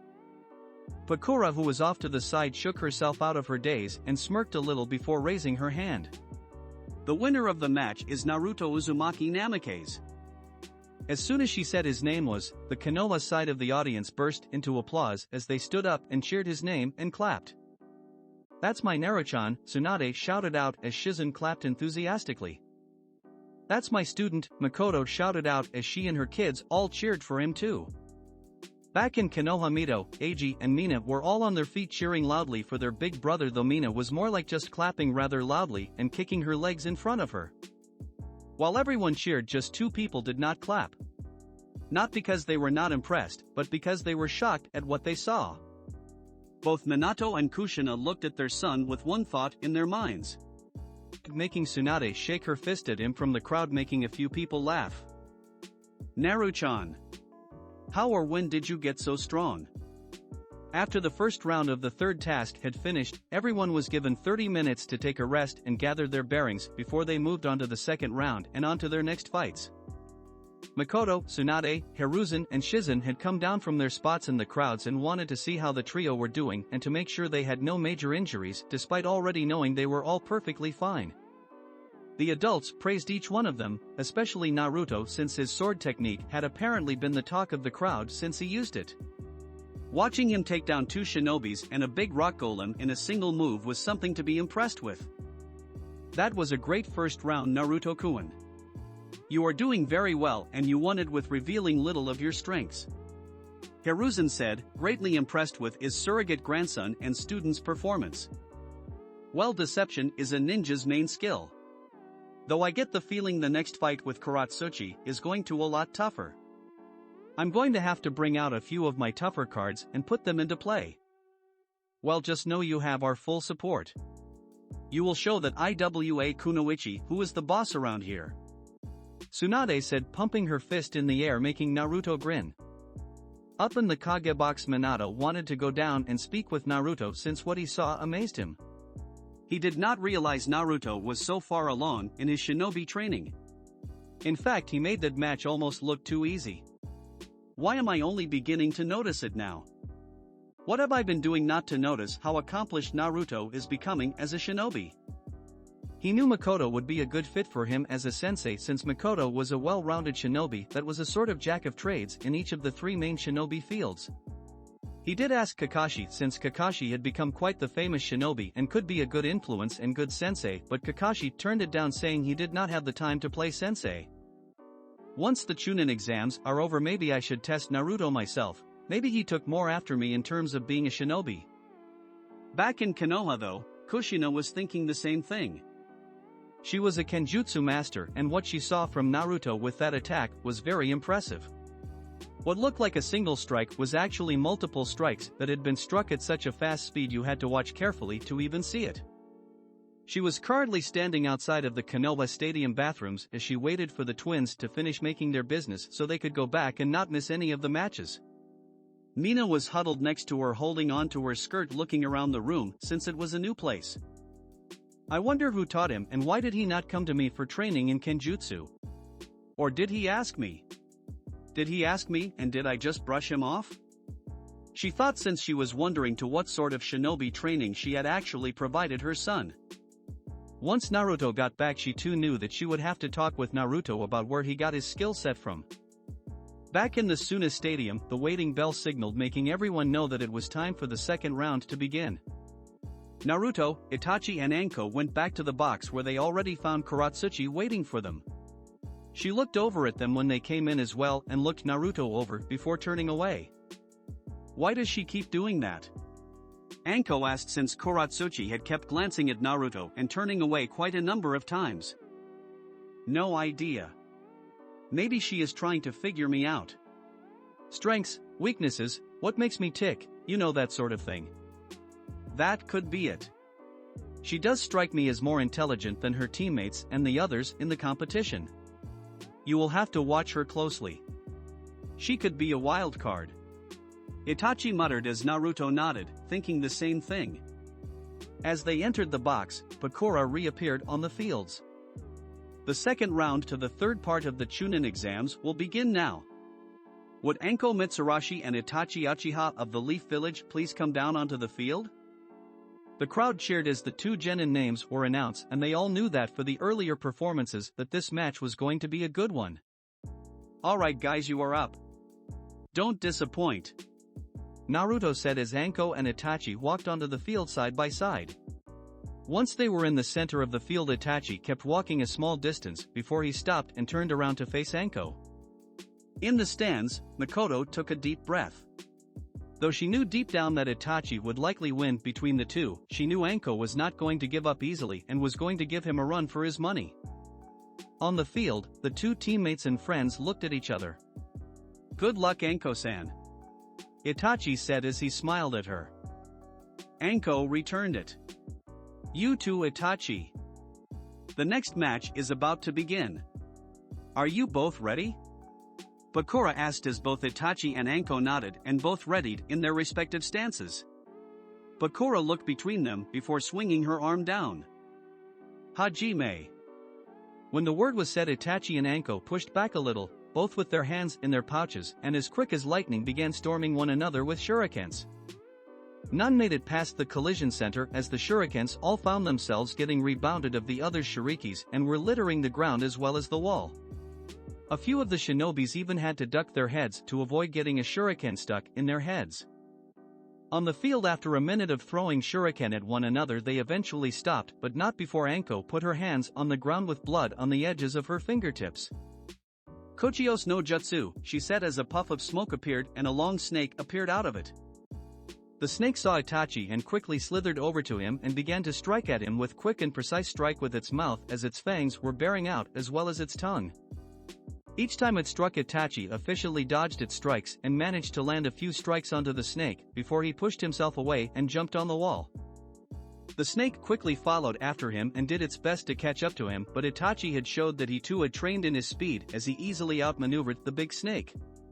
He then jumped in the air away from the wall and where the snake was and made hand signs. "Katan haikue no jutsu," he said as black ashen fire poured out of his mouth and engulfed the snake, making it hiss in pain. "That's going to hurt," Naruto muttered as many in the crowd thought the same thing. They would not want to be that snake right now. When the ash cloud disappeared, the snake was still there, but its skin was burnt in multiple places. "I am going to be heading for weekses," the snake hissed out before it disappeared in a cloud of smoke. When Itachi landed on the ground, Anko came up behind him and pulled a kunai over his neck. "You should remember to watch your back," she said as Itachi smiled at her. "I could tell you the same thing." Anko eyes winded when Itachi suddenly disappeared in a murder of crows and could hear something soaring through the air and coming towards her. She turned around in time to see kunai heading towards her. Her eyes counted how many there were and in retaliation threw the same amount of shuriken. Her shuriken collided with Itachi's and cancelled them out. As she did, Itachi appeared in front of her, jumped over her shoulder, but as he was in the air, grabbed her shoulder. He then landed and using his strength threw her across the field with a lot of force. Anko couldn't dodge in time as she slammed into the walls of the stadium, wincing a little as she rubbed her lower back. "I think I felt something crack," she thought as she shakily stood up, though her lower back felt like it was on fire. "I have to tough this out now. She's hurt," Naruto whispered to himself as Tsunade and Shizen made the same decision. Anko made a few hand signs and Itachi, who had his Sharingan active, copied the movements. "Katan, Enden no Jutsu," they both said as two giant fireballs blew out of their mouth and collided with one another, making a shockwave of heat hit the closer audience members. Fugaku meanwhile turned to his wife. "That is an Uchiha clan jutsu.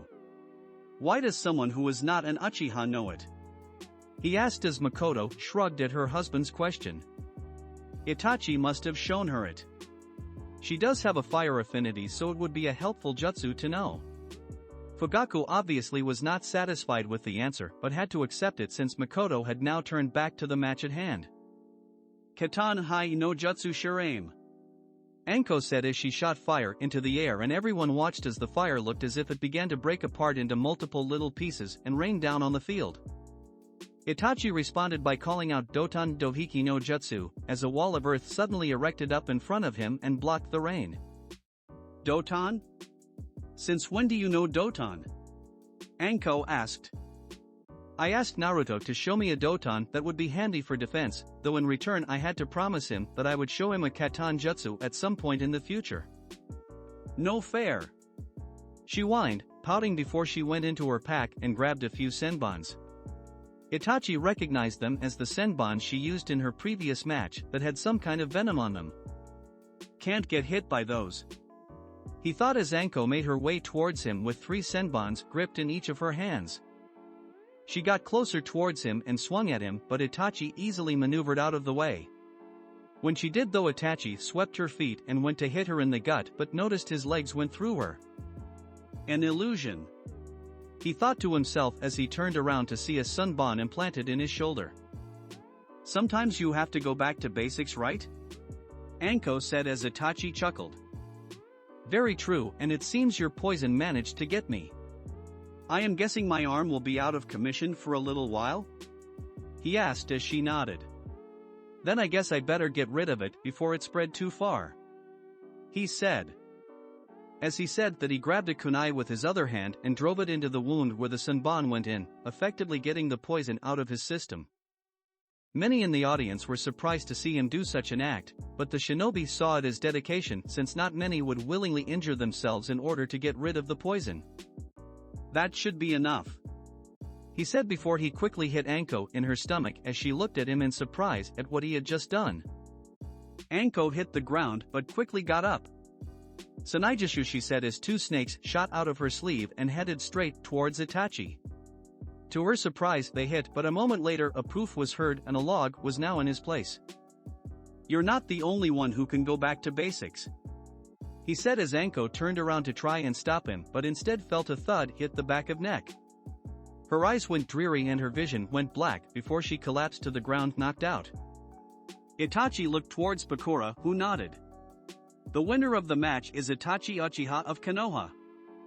The crowd cheered and clapped at the two genin who gave them another good performance as Itachi's siblings once again cheered loudly for their big brother. Itachi looked down at Anko and quickly picked her and carried her over to the medic bay where they would take a quickly look over her and check her vitals were all fine. You did good, Anko-san. You pushed me quite a bit. I look forward to any future battles we should have, he said as he patted his friend's shoulders before he made his way back the contestants' box. In the stands, Makoto gave both her son and her female student a loud round of applause, knowing that they both deserved it and that she was very proud of both of them. Good fight. Anko put you through the ringer, he said as Itachi winced a little from the cut on his shoulder. Yes, well, as tough as that was, it is now your turn to fight against some feminine fury, he said as they looked over to see Karatsuchi move on to the field. Looks like it is my turn again, Naruto said as he cracked his shoulders and followed after. When they both walked onto the field, the Konoha and the IWA side all erupted into cheers, no doubt having been waiting to see this match happen for some time. It was essentially the family of IWA versus the family of Konoha, and it was time to see which one was better. Naruto and Karatsuchi stood apart from one another as the two looked across from one another. Naruto raised an eyebrow at her calm demeanor and noticed she was not listening to the shouting of the crowds. You're different from the rest, he said as Karatsuchi raised an eyebrow. Different how? For starters, you are not insulting me because of who I'm related to. I know my dad can be an ass at times, but you don't need to take it out on me, he said as many in the crowd snickered at his words. In the Hokage box, Minato coughed and looked a little uncomfortable as the other Kages laughed in their seats, no doubt finding it funny that the man's son called him what they all thought he was. Not that it's any of your business, but I don't hold that petty grudge that others in IWA carry. While I don't really like you all the same, I don't hold a grudge over what happened in the Third War. It was war and casualties and deaths were bound to happen. Even though I agree, your dad can be an ass. Now Minato just wanted to crawl away as the Kages laughed even harder, as did Tsunade, Shizune and others in their section. What about those times where you just looked at me like you hated me? Just observing you, wanting to see what your strengths were, any weak points, what made you tick? And did you get any answers? He asked as Karatsuchi smirked at him. Well, I guess you will just have to find out, she said, making Naruto back in return. Okay, lovebirds, if you two are done flirting with each other, Bakura said as Naruto and Karatsuchi blushed a little and looked the other way, drawing a few laughs from everyone. Then we can begin this match. They both nodded and got in their respective stances. Hajime. Doton, Daichi no Suppeku, Karatsuchi called as a massive spike of earth shot out of the ground towards Naruto. Naruto jumped back 10 meters and missed the spike as he unsheathed the shusui. Karatsuchi went forward with a kunai in each hand and began swiping at Naruto, who easily defended with the shusui. Sparks flew from the kunai and blade when they connected with one another. Karatsuchi used her slim body and used her flexibility to perform a couple of very agile and well-balanced moves as she tried to hit him in some of his vital spots. One of her kunais went for the jugular, showing Naruto just how serious she was being. He moved his head back and just felt the graze of the tip of the kunai hit his throat. In response he swept her legs with a vicious kick, but Karatsuchi quickly jumped in the air before she unleashed a kick of her own. He caught the kick and threw her over his shoulder, but she easily rolled with the throw. Doton Doro no Gazo, she said as glomps on mud shot out of her mouth and rocketing towards Naruto. Futana de Tapa, he said as he took a deep breath and forced a large swirl of wind out of his mouth. The wind rushed forward and knocked into the mud shots, sweeping them away or destroying the others. Futon, Doton, and Suiton Jutsu? Kushina thought as she watched the screen of her son fighting the Iwa Kunoichi. How does he have 3 elements? He should have taken after either myself or Minato, yet he has inherited both along with another. Back on the field, Naruto defended from a few quick strikes from Karatsuchi, though he was too fast and managed to block each strike and counter with his own, though she would block and do the same. Eventually her kunai and Naruto sword locked onto each other and began fighting for dominance. When they entered a stalemate, Naruto used his superior physical strength and pushed her back and sent her flying back a couple of meters. So he is not all show. He has physical strength too, she thought. Karatsuchi easily backflipped and landed on her feet. Kagebushin no Jutsu. Naruto called as 3 shadow clones shot forward and began attacking Karatsuchi as Naruto placed a hand on his blade's hilt. He's going for it again, Hiruzen said as Tsuwanda nodded. It's early for him to be going for it again. When he watched the clones get her in the right spot, charged. Itoryu, Shurshur Sun, he said as he suddenly shot forward and went to slash Karatsuchi again. However, when Karatsuchi saw what he was doing and noticed him ready to charge, she already knew the general dynamics of the attack. She ran forward towards one of the Naruto clones and jumped onto its shoulder before pushing herself into the air. In the air she successfully dodged the attack as Naruto went past, having missed his target. Up in the Kage box, Inoki grinned at his granddaughter's display. She dodged it, Naruto said, surprised before he saw Karatsuchi performing hand seals again. That trick won't work with me. You need the opponent to be staying in a spot to let it hit. It's a direct hit move, so if they're moving then you won't be able to hit them, she said as Naruto grinned. You are not like the rest. You're a real kunoichi, give me the best you got, Naruto said. Karatsuchi smirked in response. The only real competition I get back home that is in our age range is against Anko and Itachi. Well, I should impress since I have a reputation to uphold. I have IWA blood running through me and I aim to make my family proud. Is that not what you are doing? Something like that, though mine is only to certain members of my family.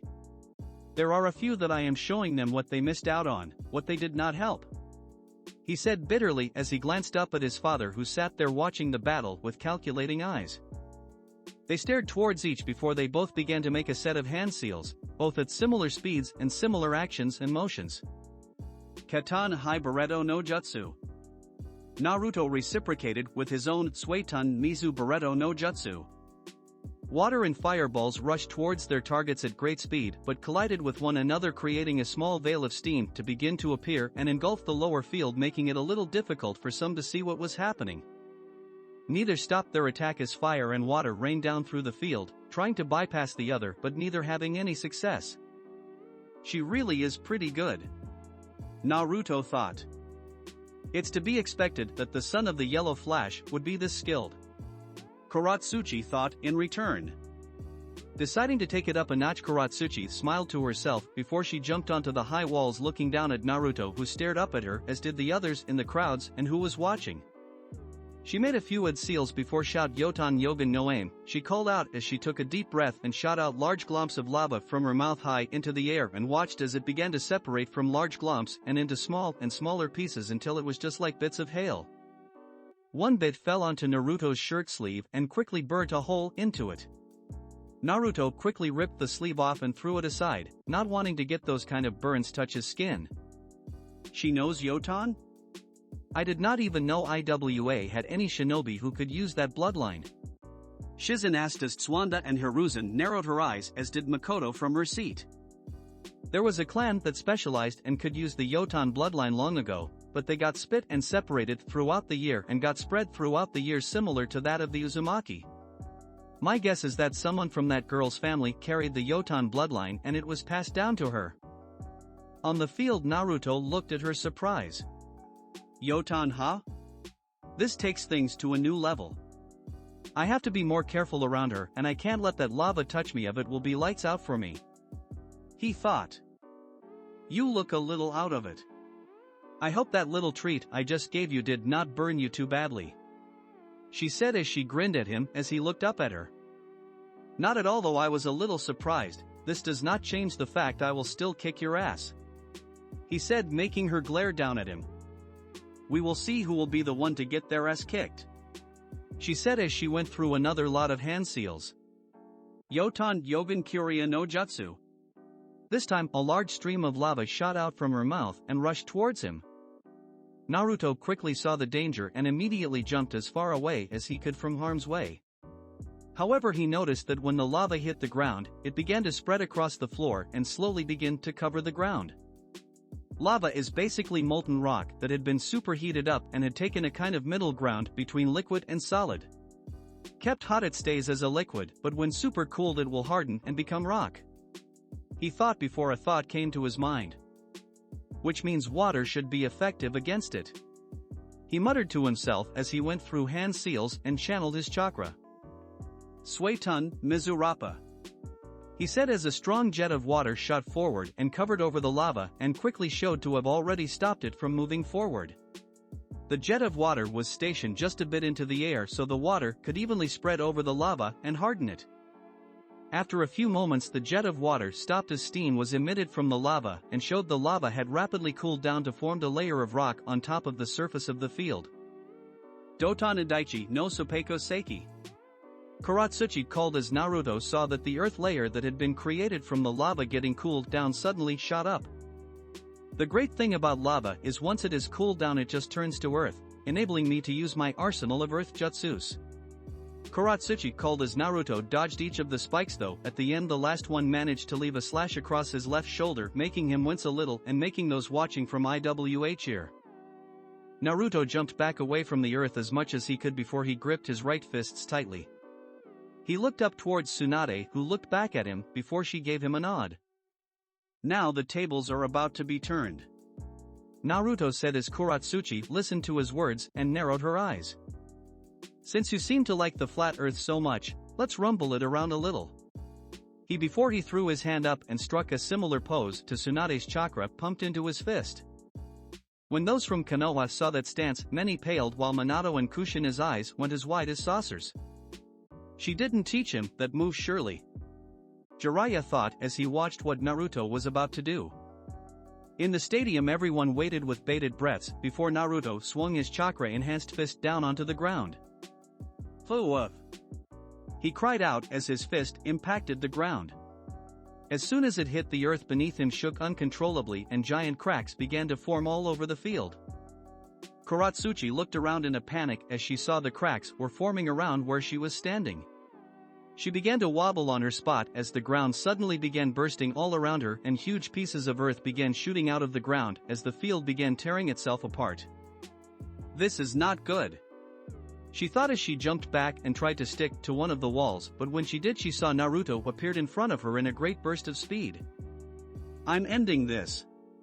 Naruto thought to himself before he used a chakra-enhanced kick to her stomach, making her lose her breath and get the wind knocked out of her and sent her into the air.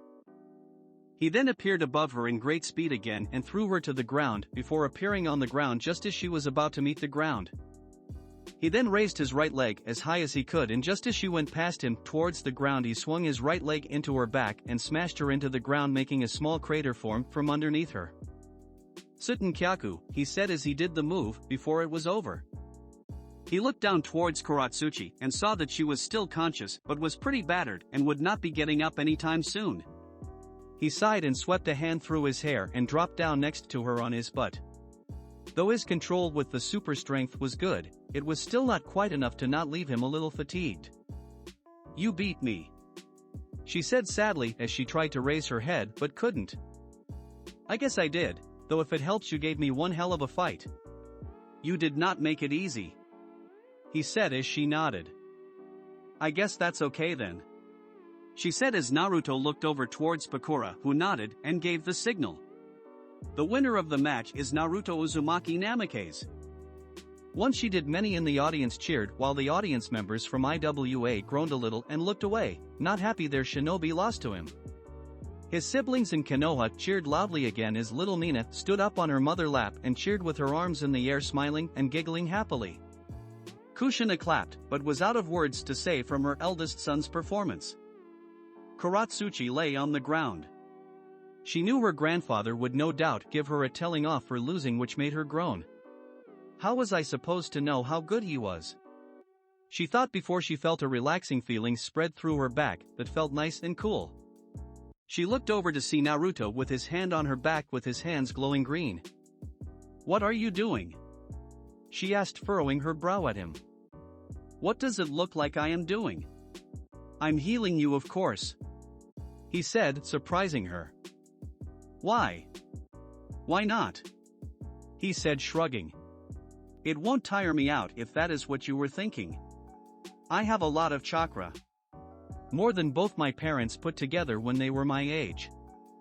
Karatsuchi did not say anything, but after a few minutes felt the pain lessen before the medics took over and put her on a gurney. As they took her back, she looked over to see Naruto walking back to the fighter box. When she did, their two eyes met, and for just a moment they both thought about how pretty the other's eyes were. Naruto walked back to the box to find Itachi standing there looking towards him. I guess it's just us left now. Are you going to give me your best, Naruto?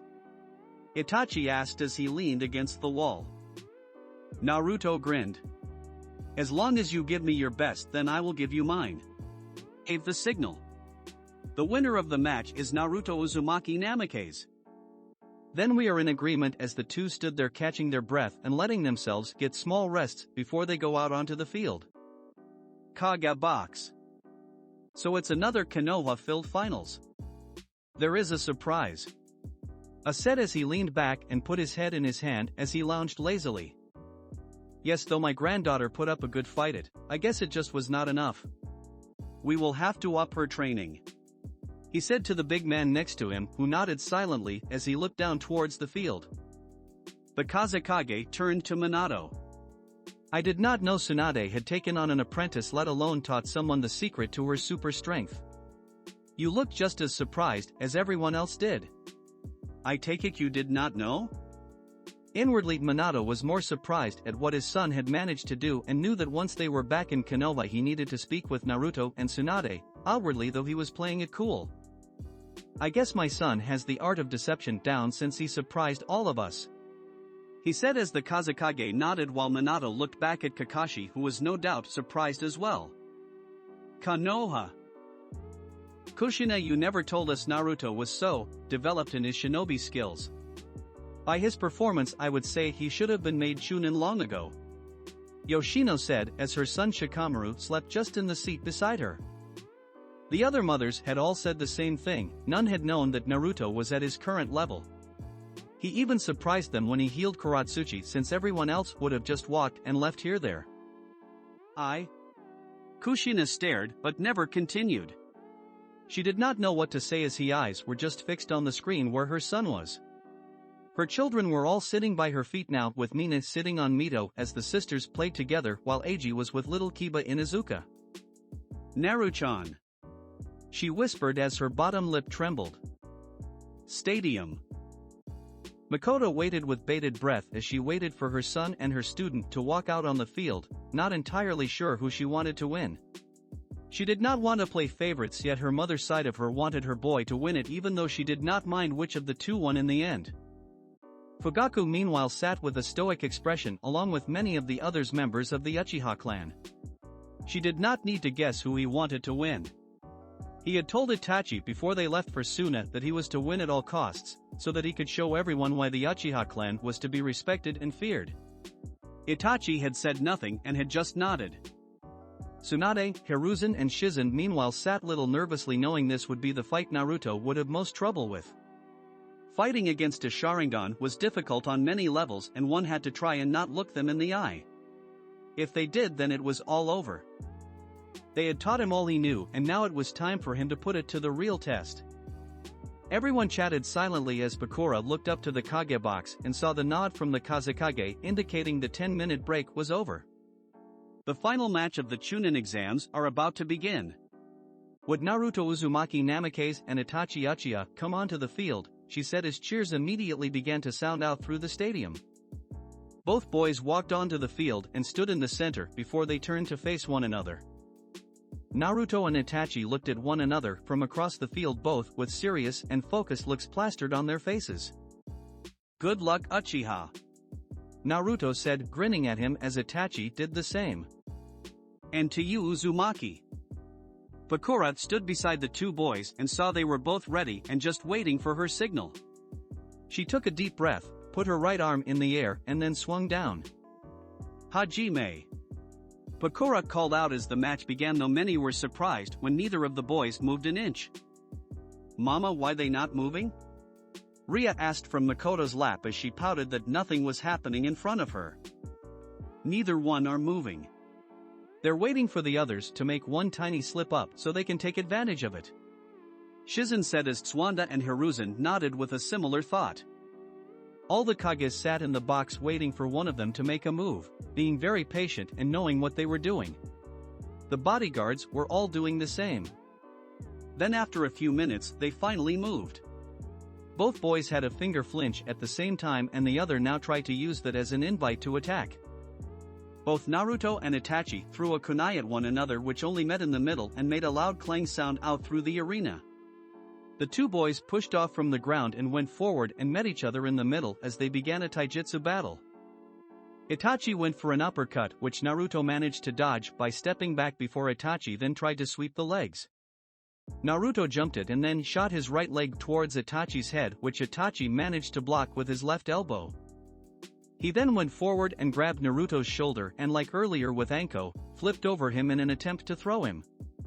Naruto, however, when he was thrown, somersaulted through the air and made a Kage Bushin behind him which threw him back forward and shoulder barged Itachi, which made the Uchiha take a few steps back.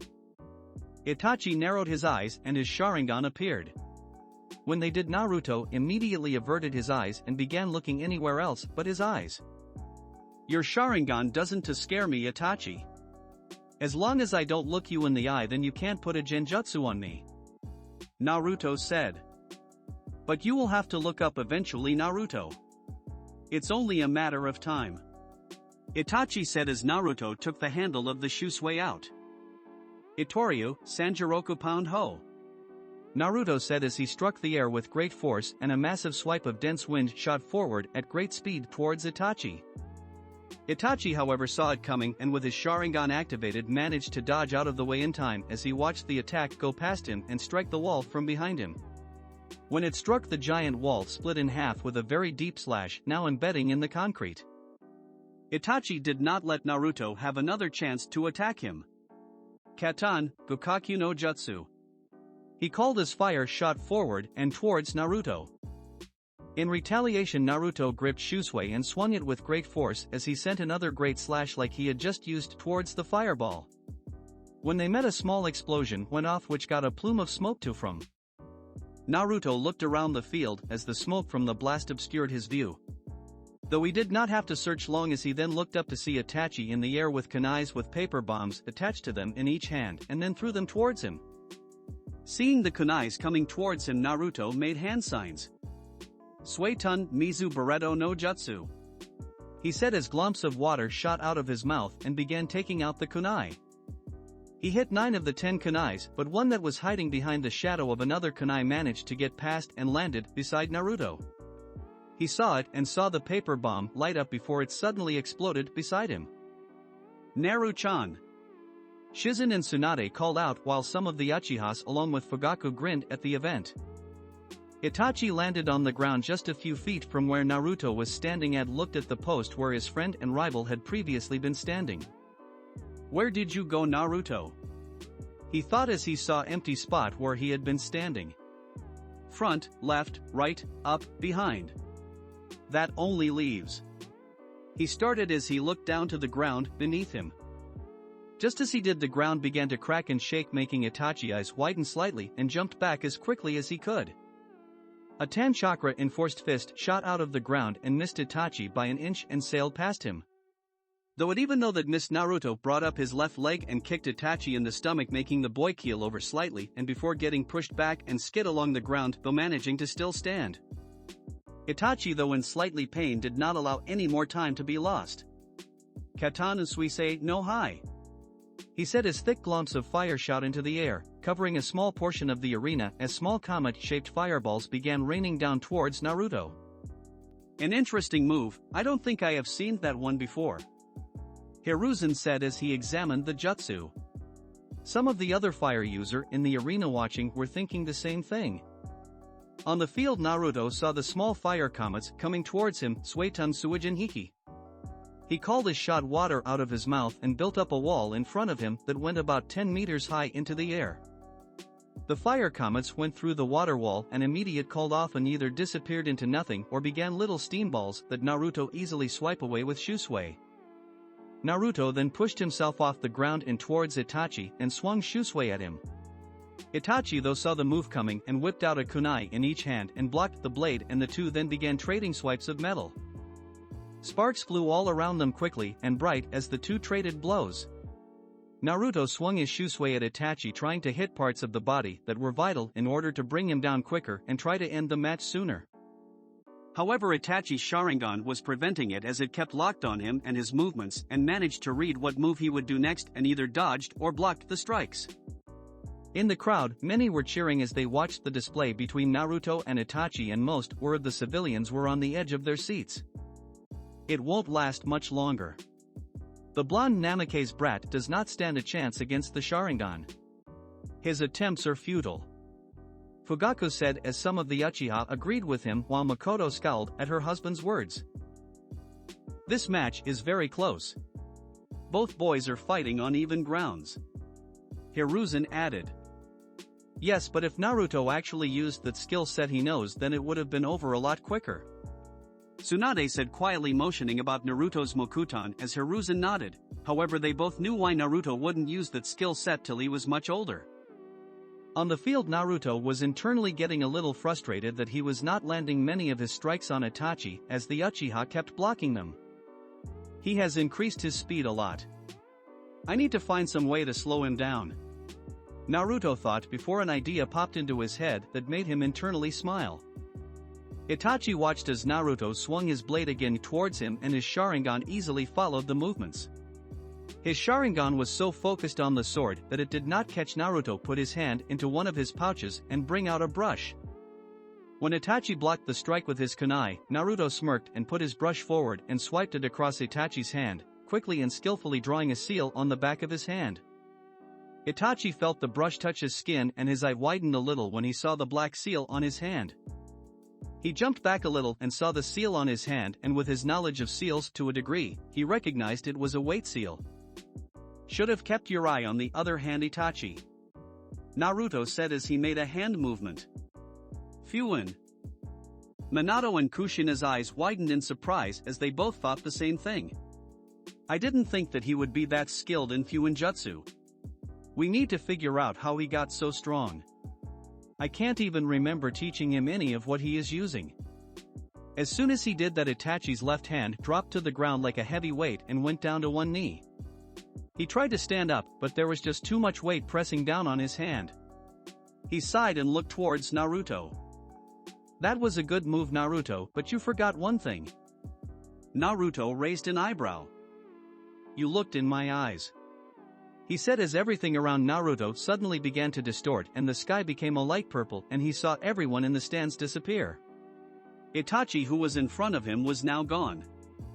When did I look in his eyes? He thought as he went over what happened and realized it must have been when he added the seal to Itachi's hand. His eyes must have caught mine when I was adding the seal. I have to get out of this, and quick as I can, he thought as he began cutting off his chakra through his body. I need to release a large burst of chakra in order to release the Genjutsu. So that is what he did as he began storing up chakra from his body and to be ready to release a large burst of it and be released. He had plenty of chakra left, but after the long day he could feel his body and his muscles aching as the day began to take its toll on him. You're a failure, A voice suddenly said from next to him as he turned beside him to see his dad standing there scowling at him. "You're a failure of a shinobi. We didn't bother teaching you because I know you were not worth the effort. You could never be the child I always wanted to raise." Naruto widened his eyes a little at that, but he looked forward. "This is not real. It's just an illusion," he said as he suddenly felt some kind of strike hit his face. He looked forward to see Kushina now standing in front of him with her palm outstretched. "I pushed you away because I did not want you anymore. Why would want you when I have 3 perfect little children that I can love and spoil? I never wanted you to begin with," she said as she glared at him.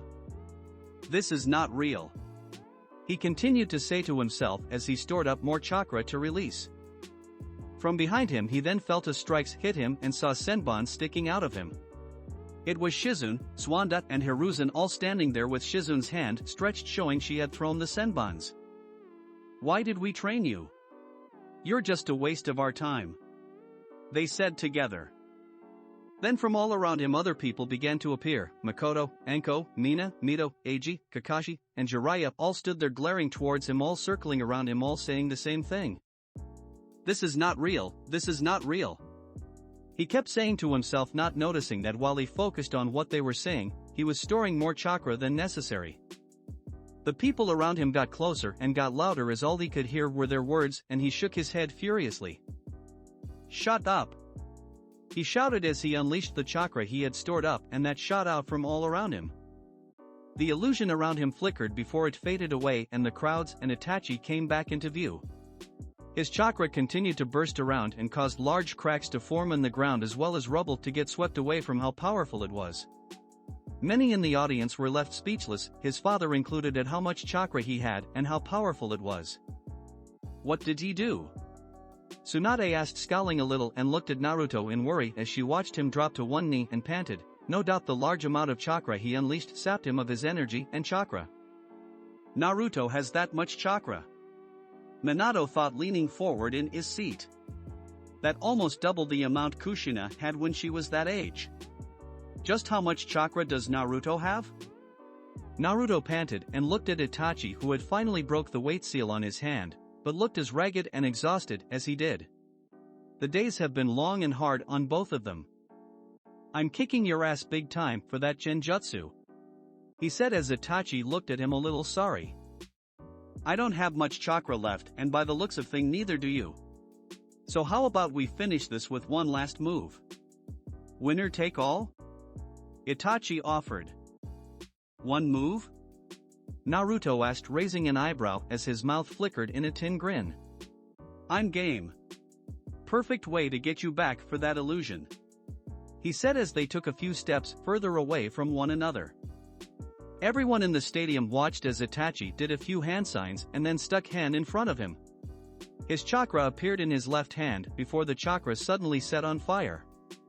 He then put it to the side and the fire then spread around his hand and up just past his wrist. The shape of the fire went to a spear shape. Many again looked at it in fascination, Uchihas included.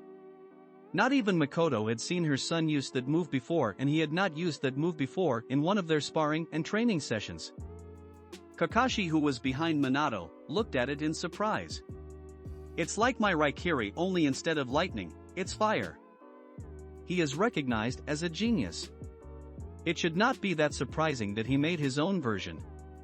Minato said as Kakashi nodded while the other Kage all looked in fascination. "Wow, that's pretty cool," Naruto said as Itachi ready to shoot forward. "But now it's time for my move. One I am sure many will recognize." Naruto then stood up and put his right hand out with his palm facing upwards. It was then that Konoha Shinobi heard the familiar swirling sound that made Minato, Tsunade, Kakashi, Shizune, Hiruzen and others widen their eyes to epic proportions when they realized what he was doing. In Naruto's hand, chakra began to swirl around in his hand before it began to form and take the shape of a sphere. It made a swirling sound and it pulsed in his hands. Itachi looked a little surprised before he went back to have an emotionless look on his face. How does Naruto know the Rasengan?" Minato asked, standing up from his seat. "I'm not sure. But if I had to guess, it seems Naruto has been going through your things, it the best explanation to him knowing that jutsu. Kakashi added. Back in Konoha Kushina and the other mothers had looks that resembled gaping fish, not really believing that what they were seeing was real. Kushina, Minato taught him the Rasengan. Was that really that wise? Some said as Hana stared to her friend in awe. He didn't. I know Minato didn't. We have spoken about not teaching anyone the Rasengan until we felt it was time. We did not even want to teach the twins the Rasengan until they were at least 12, maybe 13. She said as they all looked at her, then Kushina realized something. We had never even intended to teach it to Naruto. We weren't going to teach him his birthright. Is this what Tsunade meant that day we told her to teach the twins medical ninjutsu? Well, I guess Naruto did not get that memo. Hitomi Hyuga said as by her feet, Mina, Eiji and Mito watched their big brother in fascination and the blue orb in his hands. Back on the field, Naruto and Itachi positioned themselves readily and eyed each other.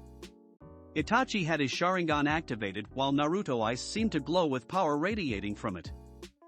Then they both pushed forward and ran towards each other at great speed. Itachi had his let brought back behind him as did Naruto with the Rasengan.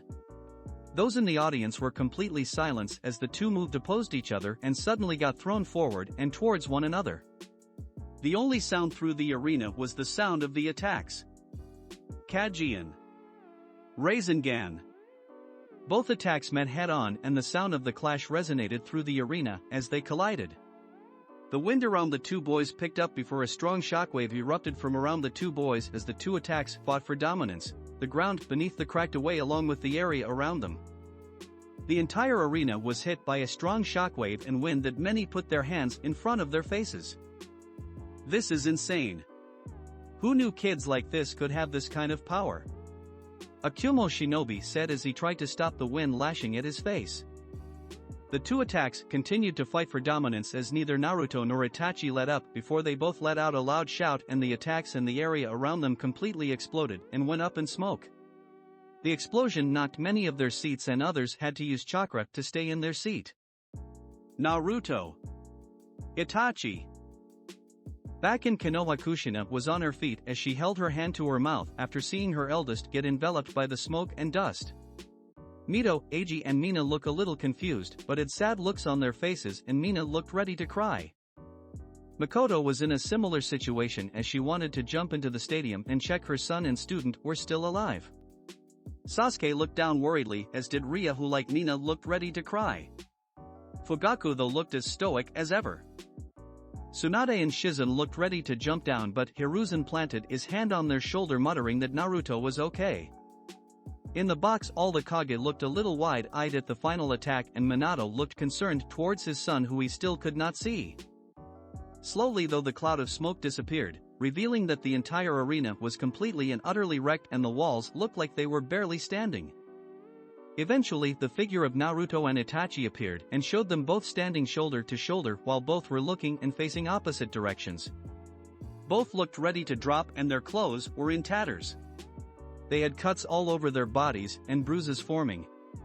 Naruto's left hand looked very burnt while Itachi looked a little mangled indicating some broken bones.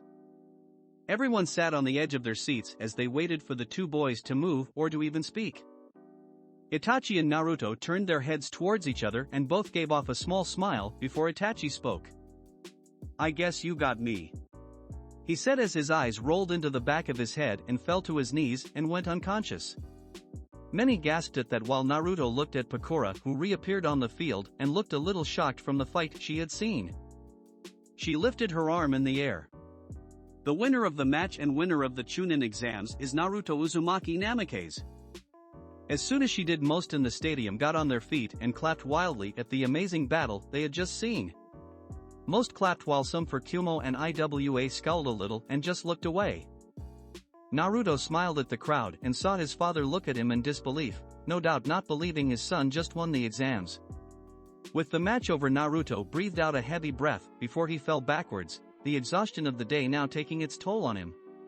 Uzumaki or not, he had his limits. When he did, Tsunade, Shizune, Hiruzen and Makoto left their seats and jumped into the stadium. Makoto went straight to her son with Shizune coming up behind her to check him over while Tsunade and Hiruzen checked on Naruto. Let's get them both to the med bay, they will need some serious resting after today. Tsunade said as she picked up Naruto up gently on her back with Makoto doing the same for Itachi before they quickly left the stadium. Shizune hurried with them while Hiruzen picked up Naruto's blade in his hands and followed after them.